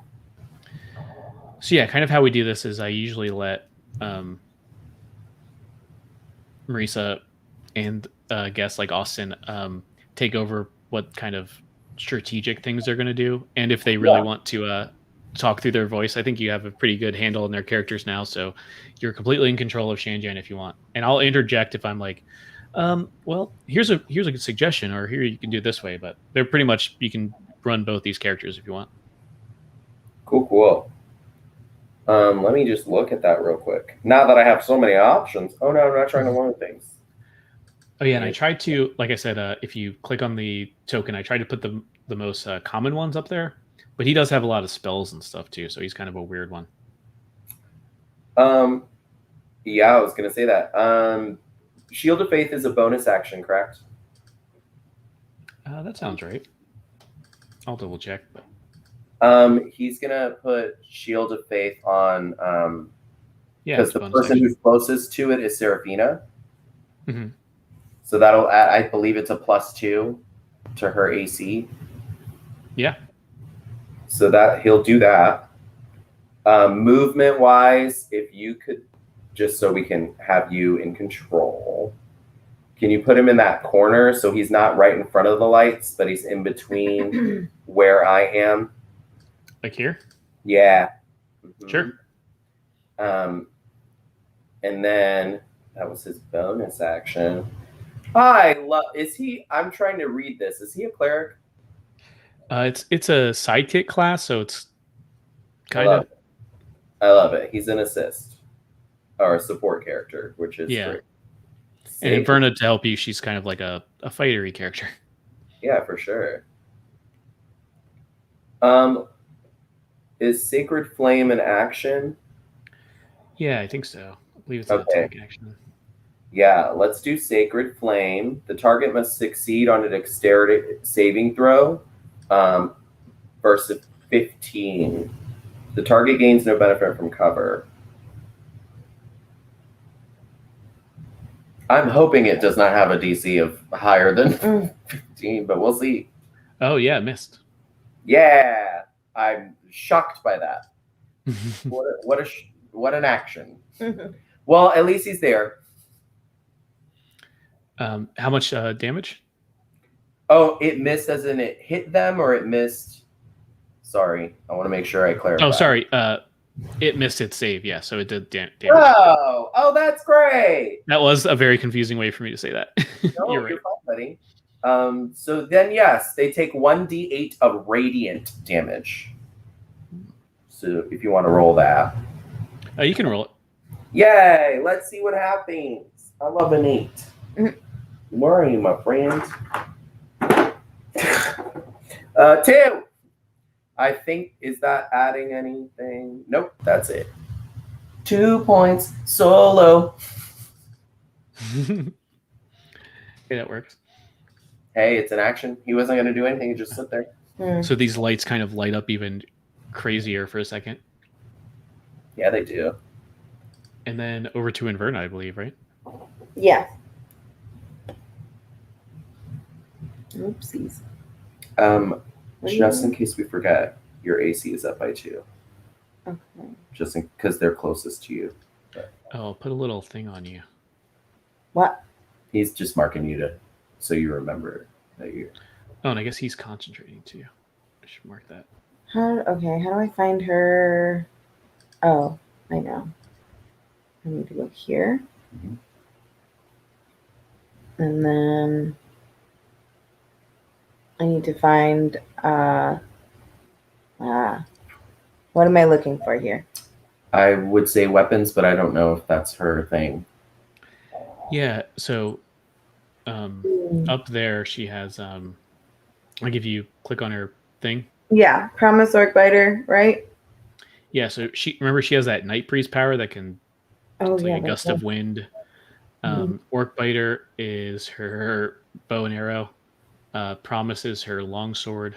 And Second Wind can kind of heal her like once a short rest, I think. Right. Once it recovers. Oh, she's got weird stuff. That's like fightery stuff. Yeah, the problem with Inverna right now, though, is that she doesn't really have a clear shot of anything because this light thing that's attacking, and yeah, from your perspective too, everybody, it's kind of weird because these lights just kind of descended into the pit, and then this big spark of light happened. So Inverna might not have even seen that this was attacking. I mean, it's pretty obvious, but Especially from where she's standing, I would assume. because she's kind of out of the. Could she possibly use her night breeze since it's a 30 feet within 30 feet? Yeah, I don't know if it's going to help too much because since they're both the targets are kind of in a pit, I don't know if it's going to help too much. It doesn't really do damage; it just kind of pushes them away. So then, what would she do? Yeah, she has not a lot of options. I feel. I guess can she possibly try to help? I don't know, help another character. Would I? Yeah. Maybe. Oh, and there's another thing you can do. You can kind of hold your action, I believe, where true. Anything comes out, she can like just react to.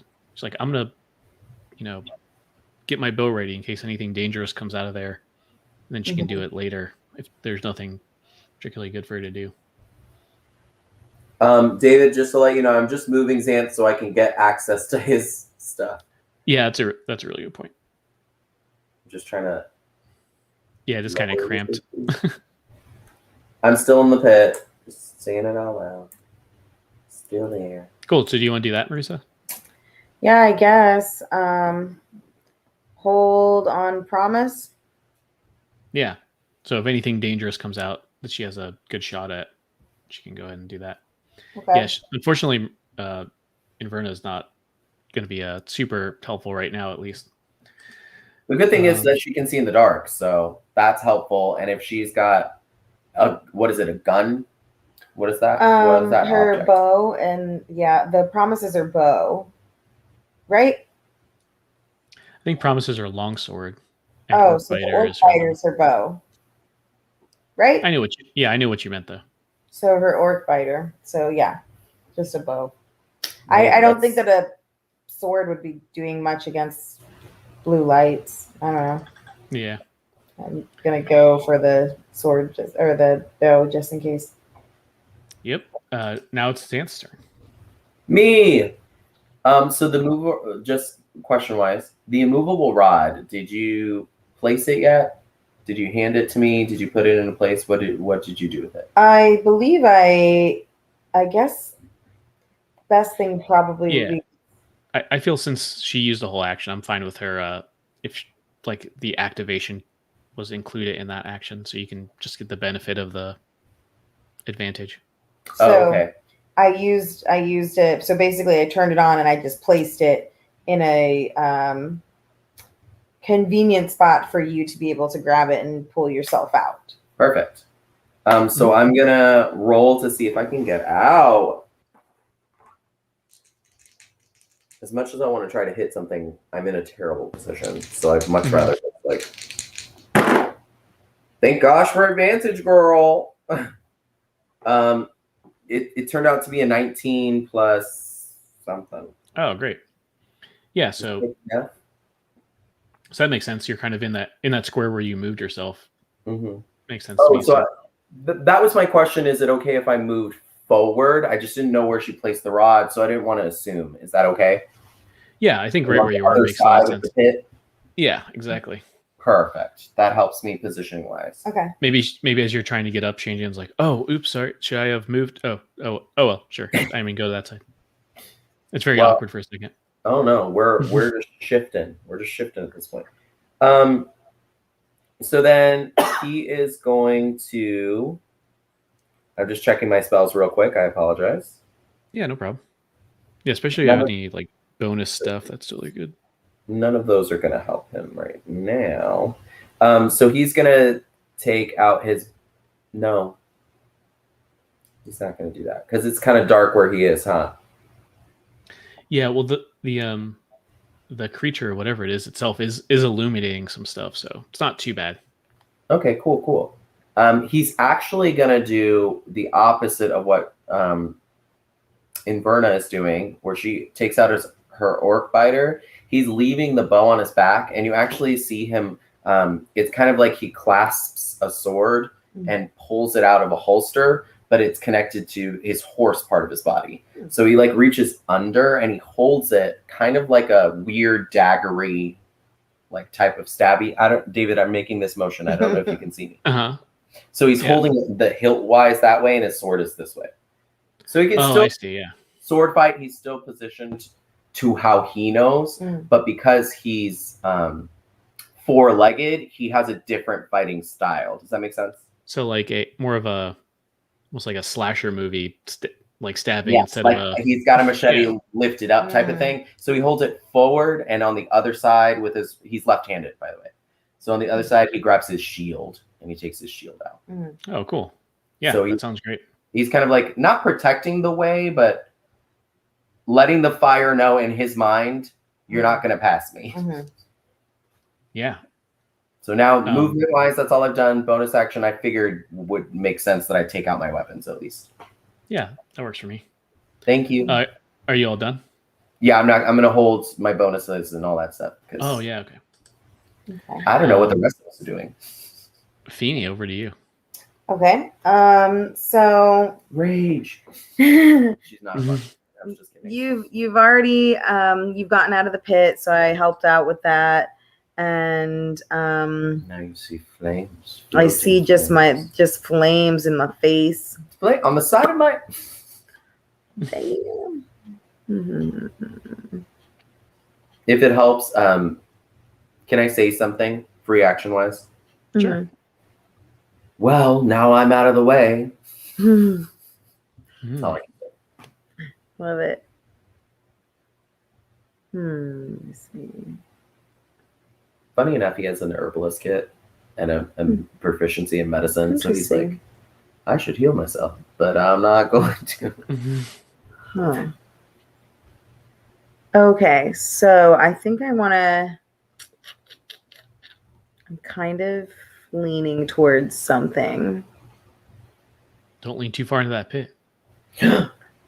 Oh, I see you. Oh my god! Oh, sorry. The cussing is hard. I see you, sir. Whoops! I didn't mean to do that. Okay, that would have been interesting. Yeah, it would have been interesting. I don't know. I didn't mean to even really hit that. I don't know what happened there. You're fine. It would have to make a wisdom save against you. Oh yeah, that was vicious mockery. Yeah, I was just like, what is this? Disadvantage. Do you even know who I am? I couldn't remember what it was. I'm a strong heart. I'm looking at right now possibly my dust of disappearance. It would give us turn yourself invisible. Yeah, so that the lights can't see us, and maybe we could, I don't know, somehow get out of there, or position ourselves to attack them. I'm not sure. I'm reaching for straws here. I mean, David, may I ask a question? Yeah. No one of us has tried to attack it yet. Shanjan attacked it with the Sacred Flame. Right, but he missed. Oh no, he did hit. Yeah. He did. It seemed to make it flash brighter. Interesting. It didn't seem happy about it for sure. But right, so I'm not exactly even sure how I'm supposed to be fighting this thing. So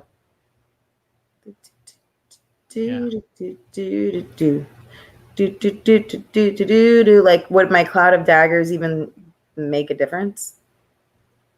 I don't know. I know it's always hard to make a choice when it's like ethereal. You know what I mean? Like you have no idea if it's gonna hurt. It's a fucking light. I mean, it's a light. Right. It's a light. It's a light. Actually, he did describe that it had skulls. So there's something physical about it. Or it looked like skulls. Right. All right, how about this then? I guess I won't try to disappear. Watch, it's gonna be like, I can see you. I'm magical light, girl. Literally talking to you with an angry accent. What is wrong with you? All right, let me which is bigger? My rapier? Yeah. Probably. It's still gonna be 5 feet. It won't be like 10 feet of daggers you can throw. You have a short bow. Vicious Mockery is a spell that does psychic damage. but I don't. But it's a cantrip, so you Right. don't lose the spell slot for it. Those would be the 4 things that you could do to it. Thunderwave, the only thing that sucks is that other people around you can get hurt. Yeah, that's true. Cloud of Daggers would be cool, but I don't. You already rolled for that. I technically. do like him, but I have used it.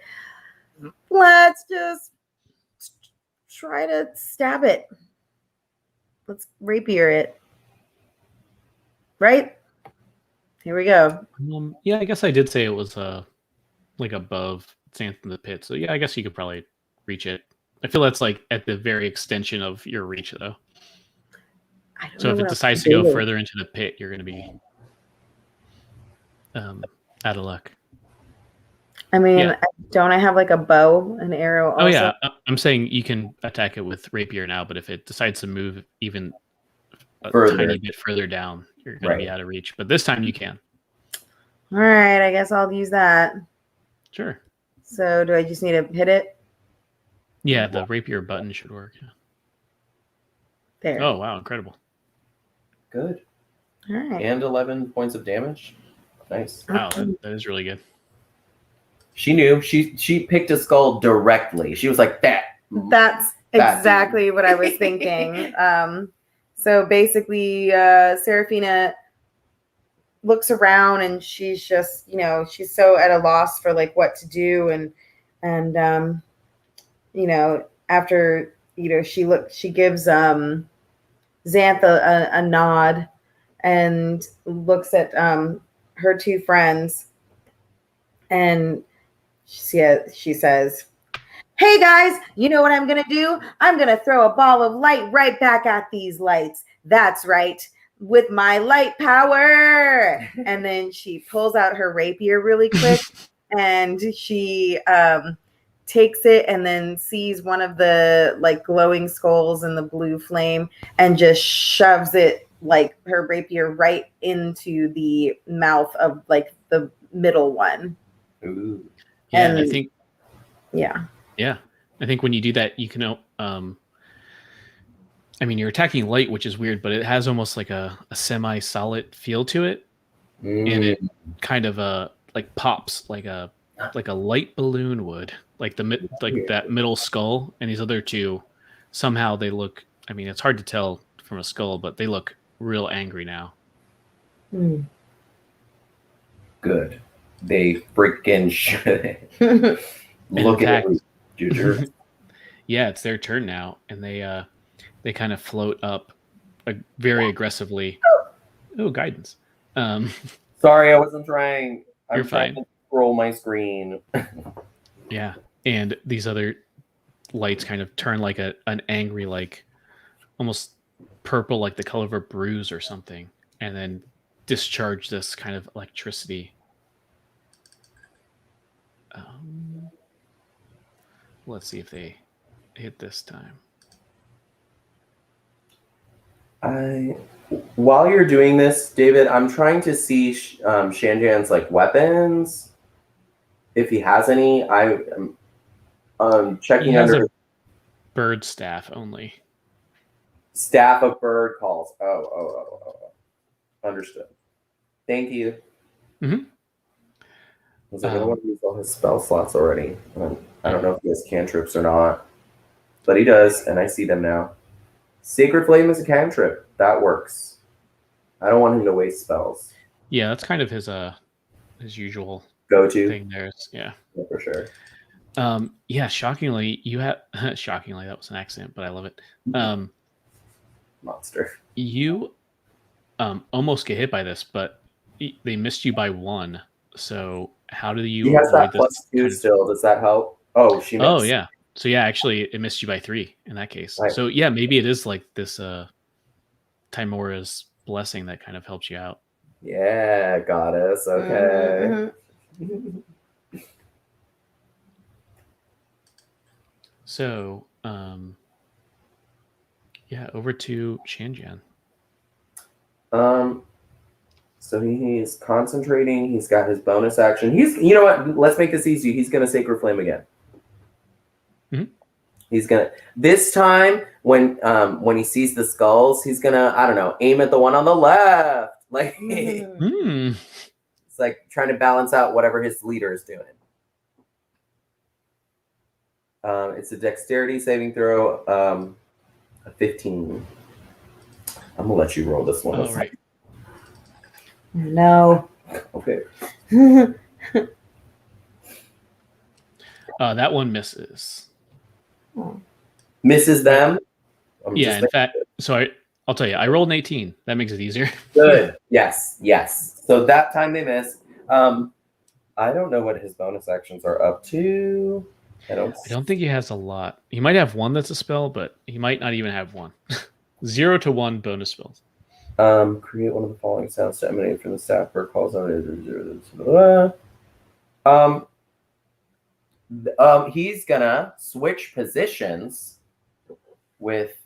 Can he do that movement wise? I know Inverna's gonna have her movement soon, but he makes the way for her to switch. Oh, I see. To eventually switch with Inverna. Right. He's preparing that movement to get out of her shot. That makes sense? Yeah, that makes sense. Mm-hmm. So he's not holding an action. I guess he's just using his movement. But it's for them to switch. So maybe there's you would know this better than me. Is there like a secret tap out code where he's like, I gotta move, but silently, you know? Is there something, since you guys have been adventuring for so long, maybe it's like a tap out? We have been adventuring for a long time. I feel like we give each other lots of nodding looks. Oh, so it's this like, and they not, yeah. So that's what he does. He like turns to her and goes, "It's time." Like, yeah, I like that. So they kind of just share a glance and already kind of know what's going on. Yeah. In fact, it's her turn. Yeah, the right. timing. Here we So go. time to switch. It's like I planned it. Inverna's now switched, and she's got her bow ready to go. She held that. So she's going to use her orc biter and aim it at the right one. Like a queen. Do I need to? So I think I'm going to give you some stakes. I feel if you miss by, I don't know, 5, then you might have a chance of hitting Xanth. But oh no! Since you're kind of shooting over the pit. Yeah. AC, Xanth, but Xanth has a shield out and everything. So yeah, that's fair. That's fair. So do I need to hit the orc biter then? Right? Yeah. Boom. Oh, incredible. Yeah. That's a good hit. Okay, great. So yeah, she pulls back her bow and she gives a completion nod to both Feeny and Shanjan, and she kind of with a little smirk because she, she's not she never really jokes around, but she knows what Seraphina was trying to do with her first shot. So she goes like very like deadpan. Oh, look at me. I'm going to use my light to hit this one. And then just pulls back her bow and aims it at the right one straight through the mouth. That's hysterical. I love that. Yeah, and I feel this one kind of like nicks off one of these semi-tangible skull things. So, and this is just me as a notation for myself, they have been taking physical attacks. Okay. I will say, especially now that you've seen, or everyone has seen them, both magical and physical attacks a few times, you can tell that the magical ones are affecting it way more. Yep, I figured. Cool. Pretty standard run-of-the-mill ethereal thing. So back to Xanth, in fact. Oh my god, I'm a king. I do not have magical things that do that, but I do have psychic damage. So he is going to swing his sword. I'm assuming they backed up a little bit towards him since they got hit. Is that okay? Yeah. Okay. I'm gonna roll once and see what happens. Yeah, and I did say that they're kind of hovering above the pit, like on level with you folks. 12 plus something that I can do in Sorry, I didn't. This is the first time I've tried to hit something. Oh, longbow +7, so 19. Oh, great. What's the damage breakdown of that? Like the types? Yeah, it's gonna be dex. So I mean, like, what part of it's psychic and which part of it's? Yeah, I'm gonna. I can add it to 1 hit per turn, so I'm gonna hit it on this one. Yeah. It's gonna be a 1d8 and a d4.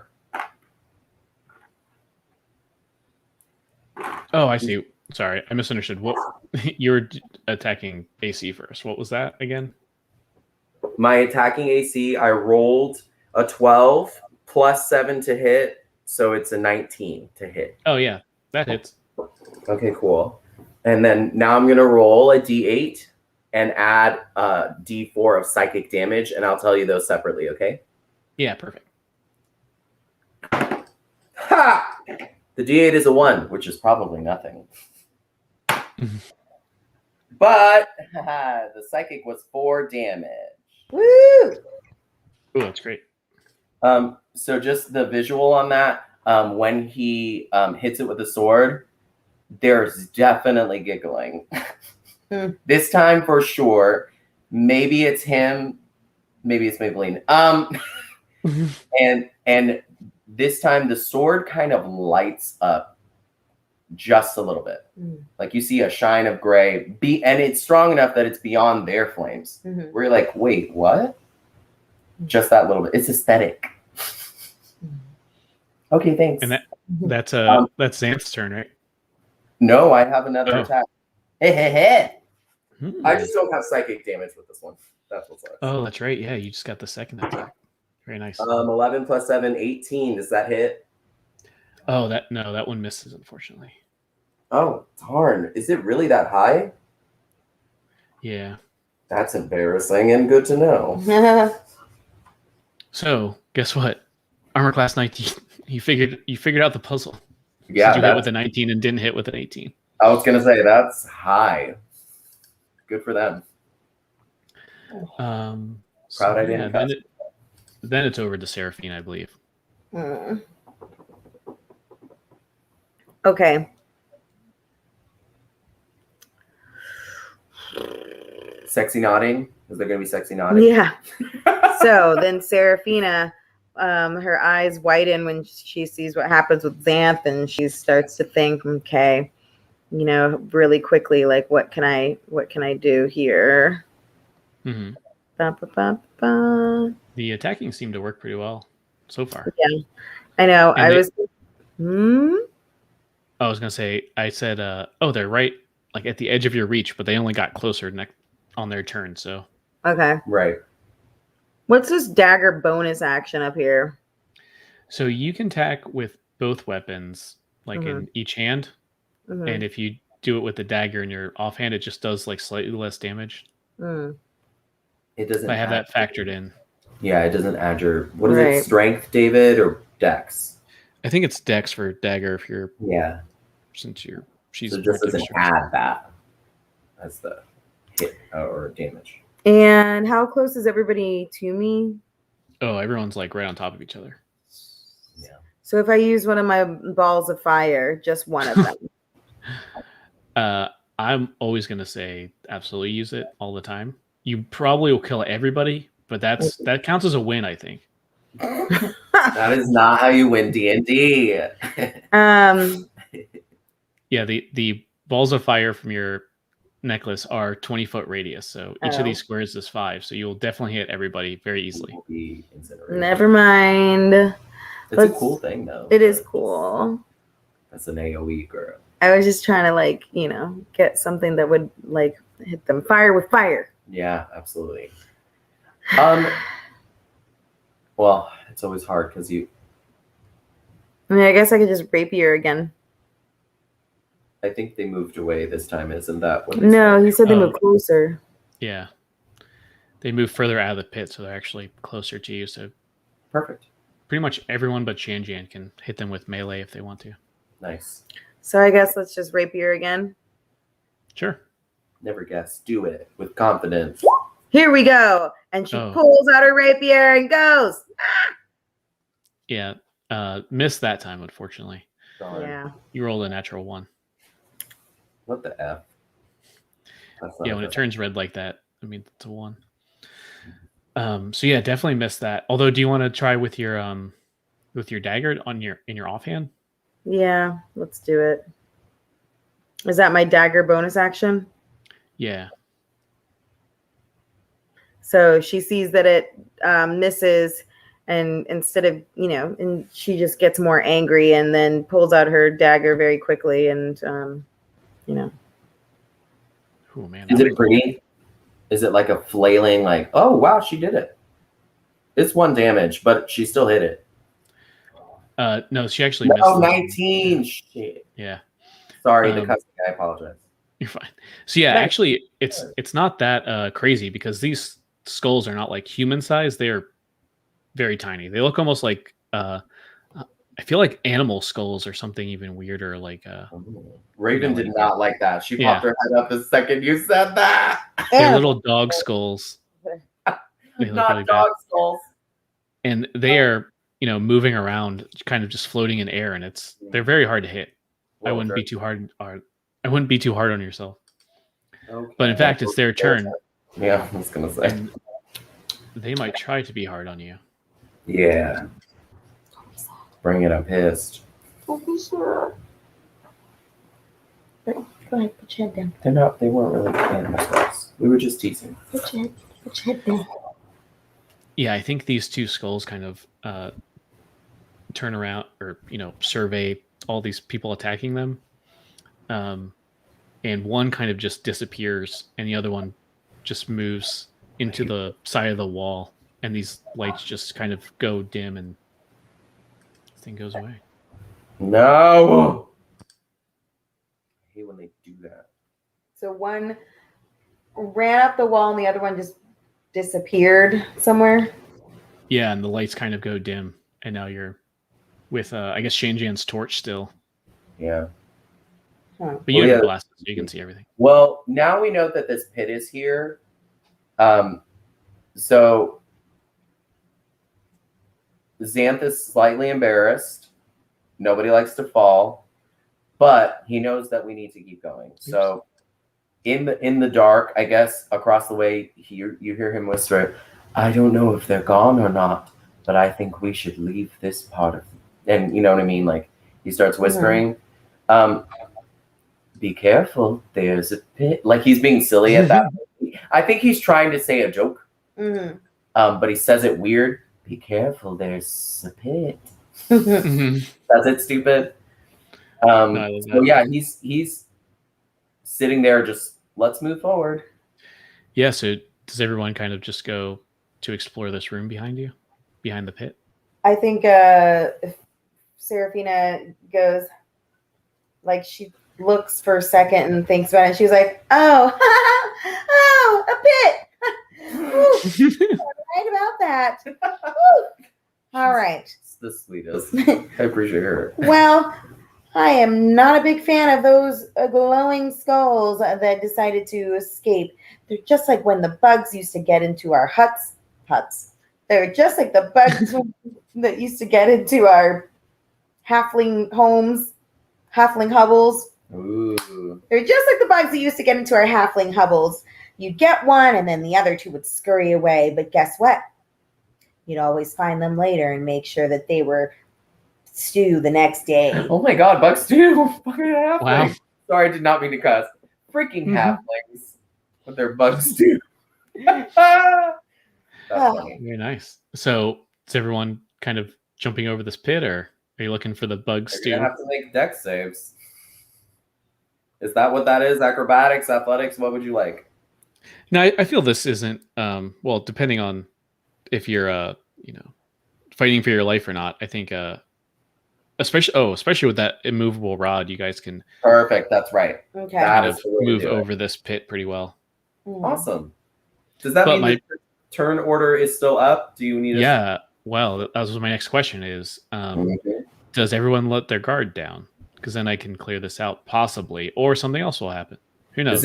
Zan said no to that. He wants to get out of there, which made his guard go up higher. Mm-hmm. I definitely think that Serafina specifically stated she knows they're somewhere. Mhm. So her guard isn't down. I mean, hello, bug stew. Well, maybe she is yelling bug stew into the ether so they can hear her. I need an intimidation roll. She's like, I will find you, Skulls. That's okay. I was just messing with you. I'm gonna clear this out. No, he's not. It's real. They're everywhere. So you, is everyone going further into the, I don't know, this area? Yes, To the please. north? I would like to make space for my friends. So yeah, it actually branches out into two kind of directions. Left. Very good. So, Sorry. yeah, you come across a little, sarcophagus is what Nope. it is. There is a, Yeah. kind of a, not like overly, I don't know, extravagant or anything. Is that what word I'm looking for? Not like very well, heavily detailed, but this like figure of a woman kind of, in repose with a sword, grasping a sword at her chest, kind of, like a knight's kind of pose, if that makes sense. Mhm. And it does look actually like a knight. It looks like you can kind of tell there's kind of armor kind of etched into this carving that's the lid of the sarcophagus. And there's this who's ever looking, maybe a Shanjan with the torch, very Indiana Jones style, like puts the torch up and you see this kind of like brass plate that's over it that says let's see, Lady Tanamir Alagondar, Slayer of Azdraka, the Green Dragon. Nice. Does she look human? Yeah, she's human size for sure. It's kind of hard to tell the details, but Right. if you were to guess, it'd be like, yeah, probably human. They're the most common people here. They love to kill dragons and everyone else. So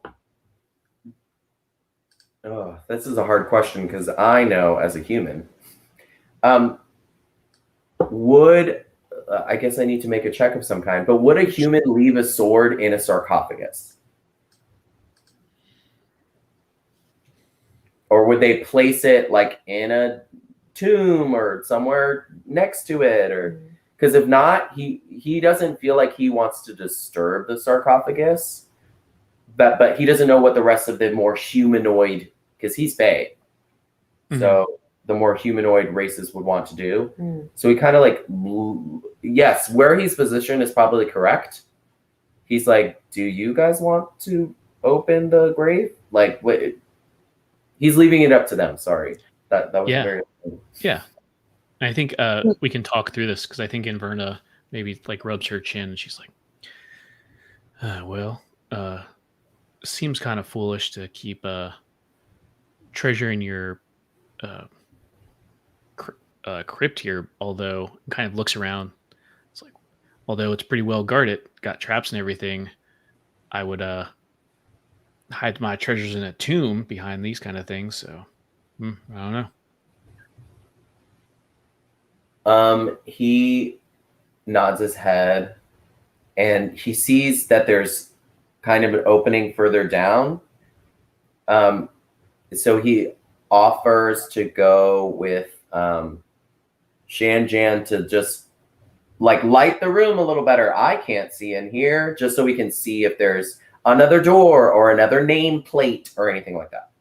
He would like to move forward, essentially. Yeah. So just further down this hall to the north, right? Correct. Just to get his bearings on where they are. Serafina, are you going as well? He essentially left the two of you, so that's your decision. He's not forcing you to walk with him. I don't know. I mean, I guess I wouldn't mind checking in this tomb to see if maybe there's a I mean, it seems almost too obvious that the sword would be left in there. But maybe just, because Serafina is extremely, like, I don't know, curious, optimistic and curious. Maybe she'll go ahead and so you took Shanjan with you? Did I miss that? Yeah, because he has the torch. And then that's right. So and so me and Verna are together, and Verna's bigger than me anyway. So maybe I turn to Inverna, and Serafina turns to Inverna and says, all right, well, let's put it this way, Inverna. If you thought that one of your most famous elven warriors, and I know how much the elves love to bury their kind with special trinkets. Now, do you think that there's She's a like, chance? Trinket? Well, we call them trinkets because we're halflings. I'm pretty sure that you guys call them something way more magical than that. Like the orc biter. Maybe it's magical, like, I don't know, the flaming hell sword. Whatever you guys like to call it, something pretty and ethereal like that. Is there a chance that you think that maybe this sword could be hiding inside? Should we open it? And, looks at Inverna for advice maybe. And then, Do I hear you say this? Or are you keeping it a private conversation? conversation? Seraphina's not quiet, so. Okay. So do you think I hear this? I only stepped a few feet away, but I'm just curious. Oh, for sure, yeah. Oh, then he's going to turn around before he continues stepping forward. Check for traps. I didn't check for traps. That's all he's going to say, because he's like, I literally fell into a pit of. Right. So then. I don't know if you guys are capable of that, but. Definitely, Serafina kind of takes a step back and looks around at her surroundings with her little night vision goggles on, and starts scanning the area to see if there's any sort of weird levies or pulleys or anything that could like trigger some sort of attack. If this is an investigation roll, can we say that Inverna probably is helping her? Yeah, that makes sense to me. Not and man, that, if only you had that 10-foot pole that you sold, that would be really good. oh my god. Oh my, how dare you. But yeah, why don't you go ahead? It wasn't useful at the time. It wasn't useful for like 14 episodes. So, yeah, if you could go ahead, and you're getting advantage because Inverna is helping out. Just two ladies with, looking in the dark. This feels like a Ghost Hunters episode where everything's black and white, yeah, or the green tint or whatever. Just a short lady and a tall lady, both of them are not ladies actually.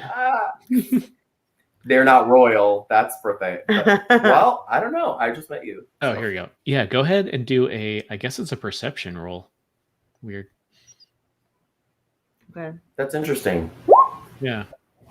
I would have thought it was an investigation, but. Oh, actually, so you got a 12. Even that, you rolled a 1 on the other one, unfortunately. Oh, geez. But it's okay because you don't really see any kind of it doesn't seem like this is trapped or anything. Like when Shanjian kind of rubbed the dust off that that brass kind of plaque, you could tell, oh, this hasn't been disturbed in a long time. And there's also a similar film of dust over the sarcophagus. Right. Okay, so then Serafina sees that there are no traps, and she looks back at Inverna and says, I just moved him out of your way because he's technically walking. He's there. True. That way you guys can be right in front of it if you want. Out of the radius of the explosion. Stop! Why? I didn't think of it that way, but now I definitely am. Yikes. So yeah, are you trying to get into the sarcophagus? I think I might want to at least check it out. Otherwise, I'm just going to wonder. For the rest of your life. I'll wonder for the rest of my life. So are you going to try and like push it or pull it open? Like take the lid off, or? I think I might. I don't know. I feel like it should be one of those, like, I have night vision goggles on. Mm-hmm. So if Inverna and I could just wedge it open just a tiny bit for me to take a peek inside, I have tiny little hands. And I can just literally, I'll say to Inverna, okay, here's what we're going to do. You hold me up. I'm going to stand on your legs. Oh my gosh. So she's like standing on her haunches, in a weird way. You know what I mean? Like almost squatting. And Verna's going to squat. Feeney's going to get on top of her knees. Okay. Yeah, that's fine. You don't have to explain this to I will explain it. We're here for the aesthetics. Give me the visual of two strangely framed women standing on each other. And then, no, I'm continuing. Okay. Feeny she wants to push the coffin over ever so slightly so that she can take a little peek inside. And then if she sees anything inside, then they'll move forward. Well, unfortunately, this lid is outrageously heavy. And you're going to have to do a check to even budget even a fraction of an inch. Strength? So, is it strength? It is a strength check. I think Inverna is stronger than you, I think. So if you want to have her roll it and you can help her, I'm fine with that. Oh, yeah. Her strength is a 17. Oh. So +4? +3 or +4? I'm forgetting. I think it's 3. I have a bad memory. Okay, so what do I do? So if you go to her character sheet, so if you hold shift and double click it, oops, and then if you just click on the strength thing. That was supposed to happen. Where is it? It's on the left, under her speed, kind of. There's like a row that puts all the abilities there. Do you want me to roll for you? Yes, please. I don't see it. Whoa, strength. I found it. Did I just hit that? Yep. How? You should be able to click right on the STR. Oh, we're seeing something different. Oh, got it. What? There you go. Wow, that is incredible. You actually do move this. I didn't think you would do that. That's pretty good. We almost lost all the dice. Sorry, it's just Raven lick and bark. Just threw all the dice on the floor. It's okay. Oops. There's only one that I can't find. It's okay. Go back to the dogwood forest where you belong. Get in there. She just decided to randomly pop up from her pillow nap. At least she's comfortable. Yeah, she's very comfortable. And quiet. Yeah, that is fascinating that you found that. I love it. So you actually God, please give her something else to carry. Look, I could carry so many pounds. I don't want to. I want her to do it. So yeah, actually one thing. Right. So you actually are able to move this like an inch or two, and you want to just kind of peek in there. And in fact, you don't even need your glasses because something is illuminating it from inside, it seems. It's this I think, did that pop up for everybody? Whoa! Totally worth it. And just as that happens, let's switch over to Xanth and Shanjan over here. Making mistakes like pros. As these two ladies are kind of hoofing it, or not hoofing it, but the opposite. I don't know, pushing it. Who knows? As a centaur, I'm offended. Yeah, exactly. Is that why I keep saying hoof it this time? Who knows? But anyway, there is kind of, I don't know, like an alcove kind of thing, like a dead end, and in the far end there is all of these bones kind of arranged in like a really like obviously deliberately arranged, and they're big bones too. They're like far bigger than like any centaur you've seen before. Obviously it's some kind of big so they're beast. They're bigger than even my tribe. Like they're huge. Yeah, and in fact the rib cage, or several of the ribs, are situated in such a way that they're framing this figure that's kind of like in the middle looks like some sort of like a dead body, I guess, or like the remains of somebody, and above that, like a regular sized person, I should say. Like, so these big rib cage is kind of caging this normal sized person, or at normal sized human, I should say. And then above that, like kind of looking down ominously, is this like big dragon skull, like obviously a dragon skull. Oops. And then especially maybe this is when you hear like that horrible like of the sepulchre or the sarcophagus moving over, like stone on stone, Yeah. from behind you. And so maybe you look back for a second, and then when you look over, this this person that was in the rib cage just kind of stood up, and kind of gleaming in this torchlight. And let's see if I can show you what she looks like. Yeah, it's this woman here. Beautiful woman. And, hello. yeah, she was definitely like a dead, decayed corpse a second ago, and now she looks much different. She's kind of pale with like really dark hair. She looks like a kind of an older woman. She has this very I don't know, nice looking armor on, and she's carrying this like red sword that's kind of glowing from within, as if like the blacksmith just forged it, kind of. And it's that same exact sword that, I mean, we just saw as the audience. Right. And then when we look back, maybe she says, she kind of not like aggressively or angrily, but she does say, she kind of tilts her head down, and she says, "Intruders," as if, matter of factly. Mm-hmm. And I'll just say that makes Serafina and Inverna kind of also do the same thing. Like, what? Like, look over at this new voice. And when they look down, that sword is totally gone. It was a trick. Okay. And she kind of takes a step or two forward. And the bones of this dragon kind of almost move around her to let her out. And this skull kind of lowers a little bit more, like way more menacingly than it even was before. And she kind of steps out here and says, "After my sword, then. Well, who is your champion?"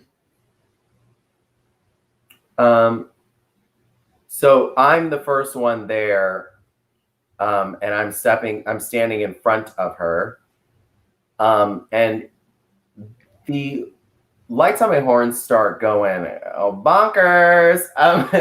If you couldn't see it before in this dark room, you can see it now. It's just there are lots of flitting and lots of like,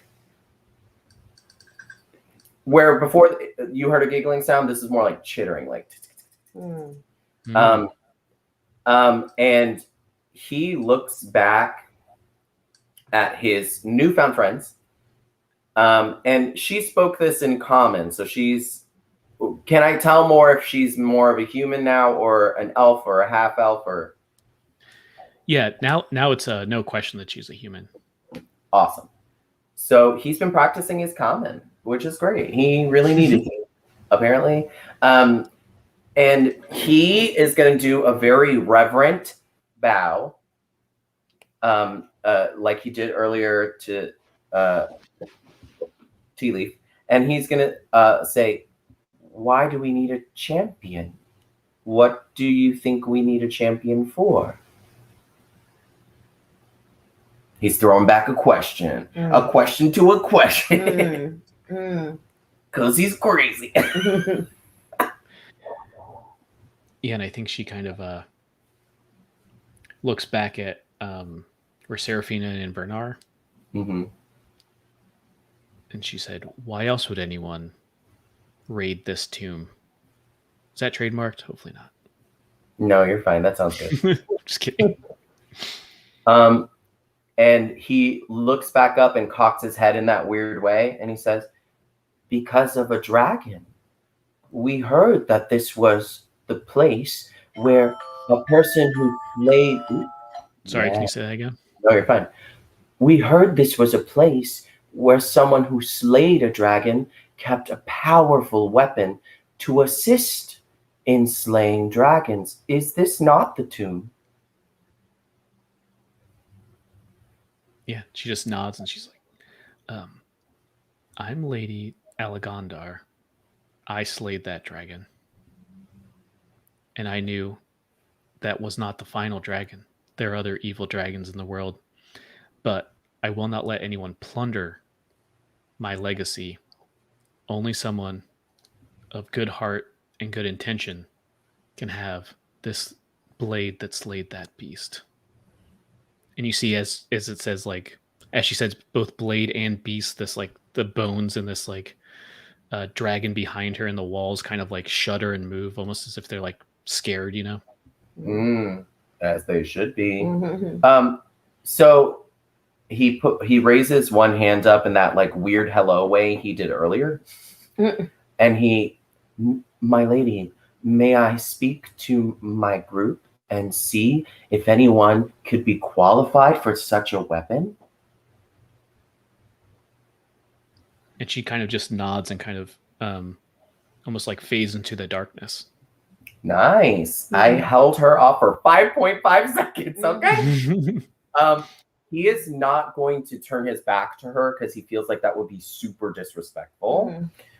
So he's going to put his hand down and kind of like a biker would, I'm going to make a left-hand turn. And he's going to like try to call people forward, but to stay behind him. He's never made like the cool nodding motion, but this is like a forest ranger. Now he's like, hold, let's check the situation before we move forward. Hopefully they understand that. He feels like they're qualified adventurers. I'm going to say you're the leader in this situation. Would you have them move up to fill the space?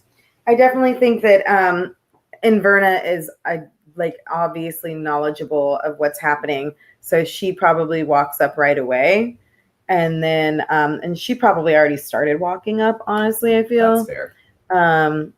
And then he's making the signal. Where are you going, girl? He's making the signal for people to stay behind him. I don't know who would. This is more of a character thing because you guys have been dealing with it, right? And you can cut this out if you want, but he doesn't know if he would let them risk their lives for something like this, and he would be willing to do it. But he doesn't. He wants us to talk first. So he's not turning around because he's scared and wants to be really respectful. So, David, how much time do you think she would give us? Maybe like 30 seconds to talk it out? Well, I don't know how much time we should give ourselves because that alarm was us to start wrapping up. So I think what we should do is either leave it at a cliffhanger here, or if you want to have this conversation and kind of come to a decisive, like, well, I'll be the champion, or let's think of another way to get this sword, or let's just leave. Whatever decision you make, we could end it on that. Those could also be interesting cliffhangers if you want to keep going for a couple more minutes. But to answer your in-game question, I think she it was pretty obvious, maybe not to Xanth, I guess, but to the others at least, that she is wearing like the regalia and everything of like a knight. So she is going to honorably keep her word. Yeah. Yeah. And give you as much time as you need it. Yeah, he may not understand that that's not a paladin, but like a knight is definitely the right word. He may not understand that. So, okay, I'm going to leave it up to Risa. Would you like to talk it out? Would you want to leave it as a cliffhanger? What would you like? I think we should talk it out and decide who's going to be the challenger and then leave it there as a cliffhanger. I like that. That's cool. So. Yeah. Okay. Yeah, like it. All right. He's going to start it just because he's like, oh, everyone hold here. So Xanth doesn't fully turn around. I think he's got his 4 hooves down. He's down for the count. Like I'm down for whatever we're doing. He's going to lean to where the light is because he sees that and it gives him comfort. And he says, Shanjan, I really appreciate what you've done so far. But if I may, you might be able to assist us if one of us falls. I don't think it would be a good idea for you to take the foreground in this particular concern. And then he just says that to be like helpful. Oh, and Shan-Jan's like, oh, that was an option. I hope I don't. Yes, that's a great idea.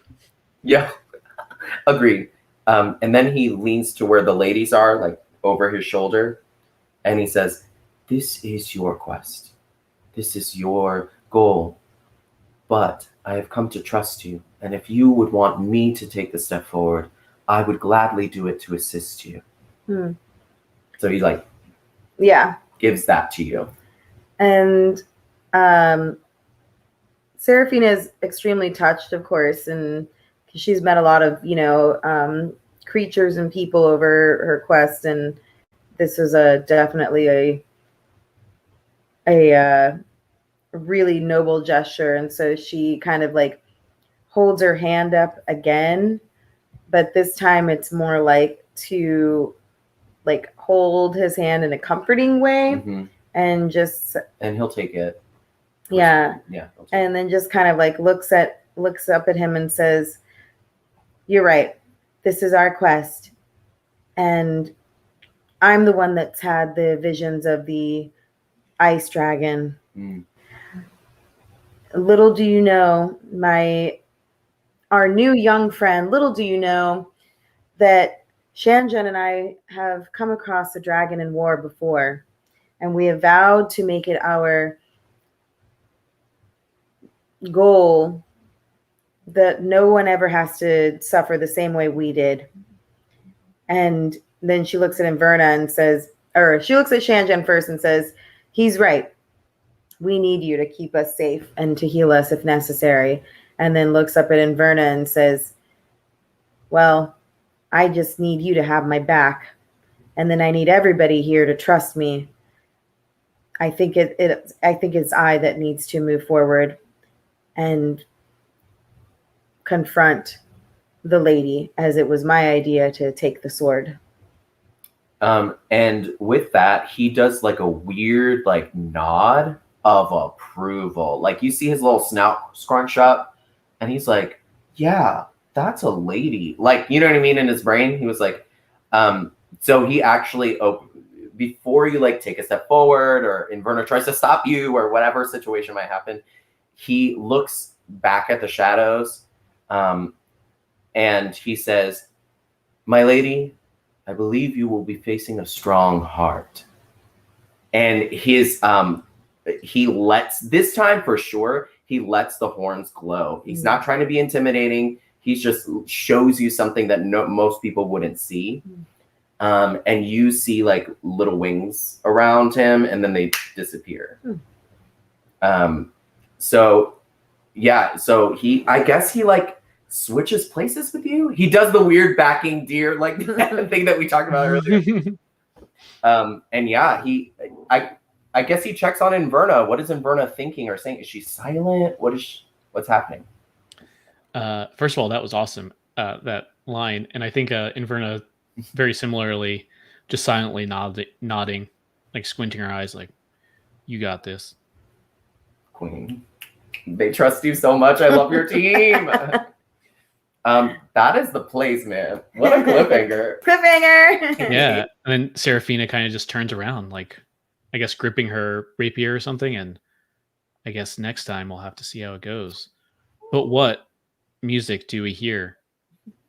Oh, yeah, for sure.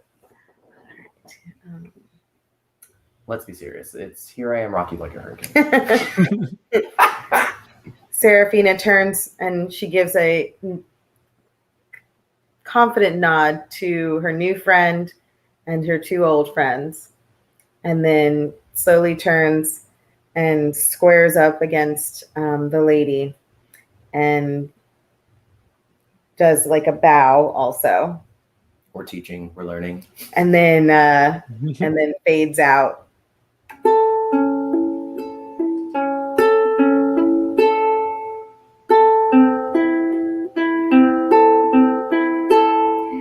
Here we are, we're facing this lady. I took the bait. Now I see my fate. See my fate. It's clear I wouldn't be here without all of you three right next to me. We're friends to the end. Good to see you. We've got this, my friends. The next time we'll see, we'll have victory. Metal. There we go. Yeah, so good. I love that. All right, I'm gonna end the broadcast there. And Left and right. Poetry. oh, Marisa, make sure to stop the Audacity thing too. Got it. How? Incredible.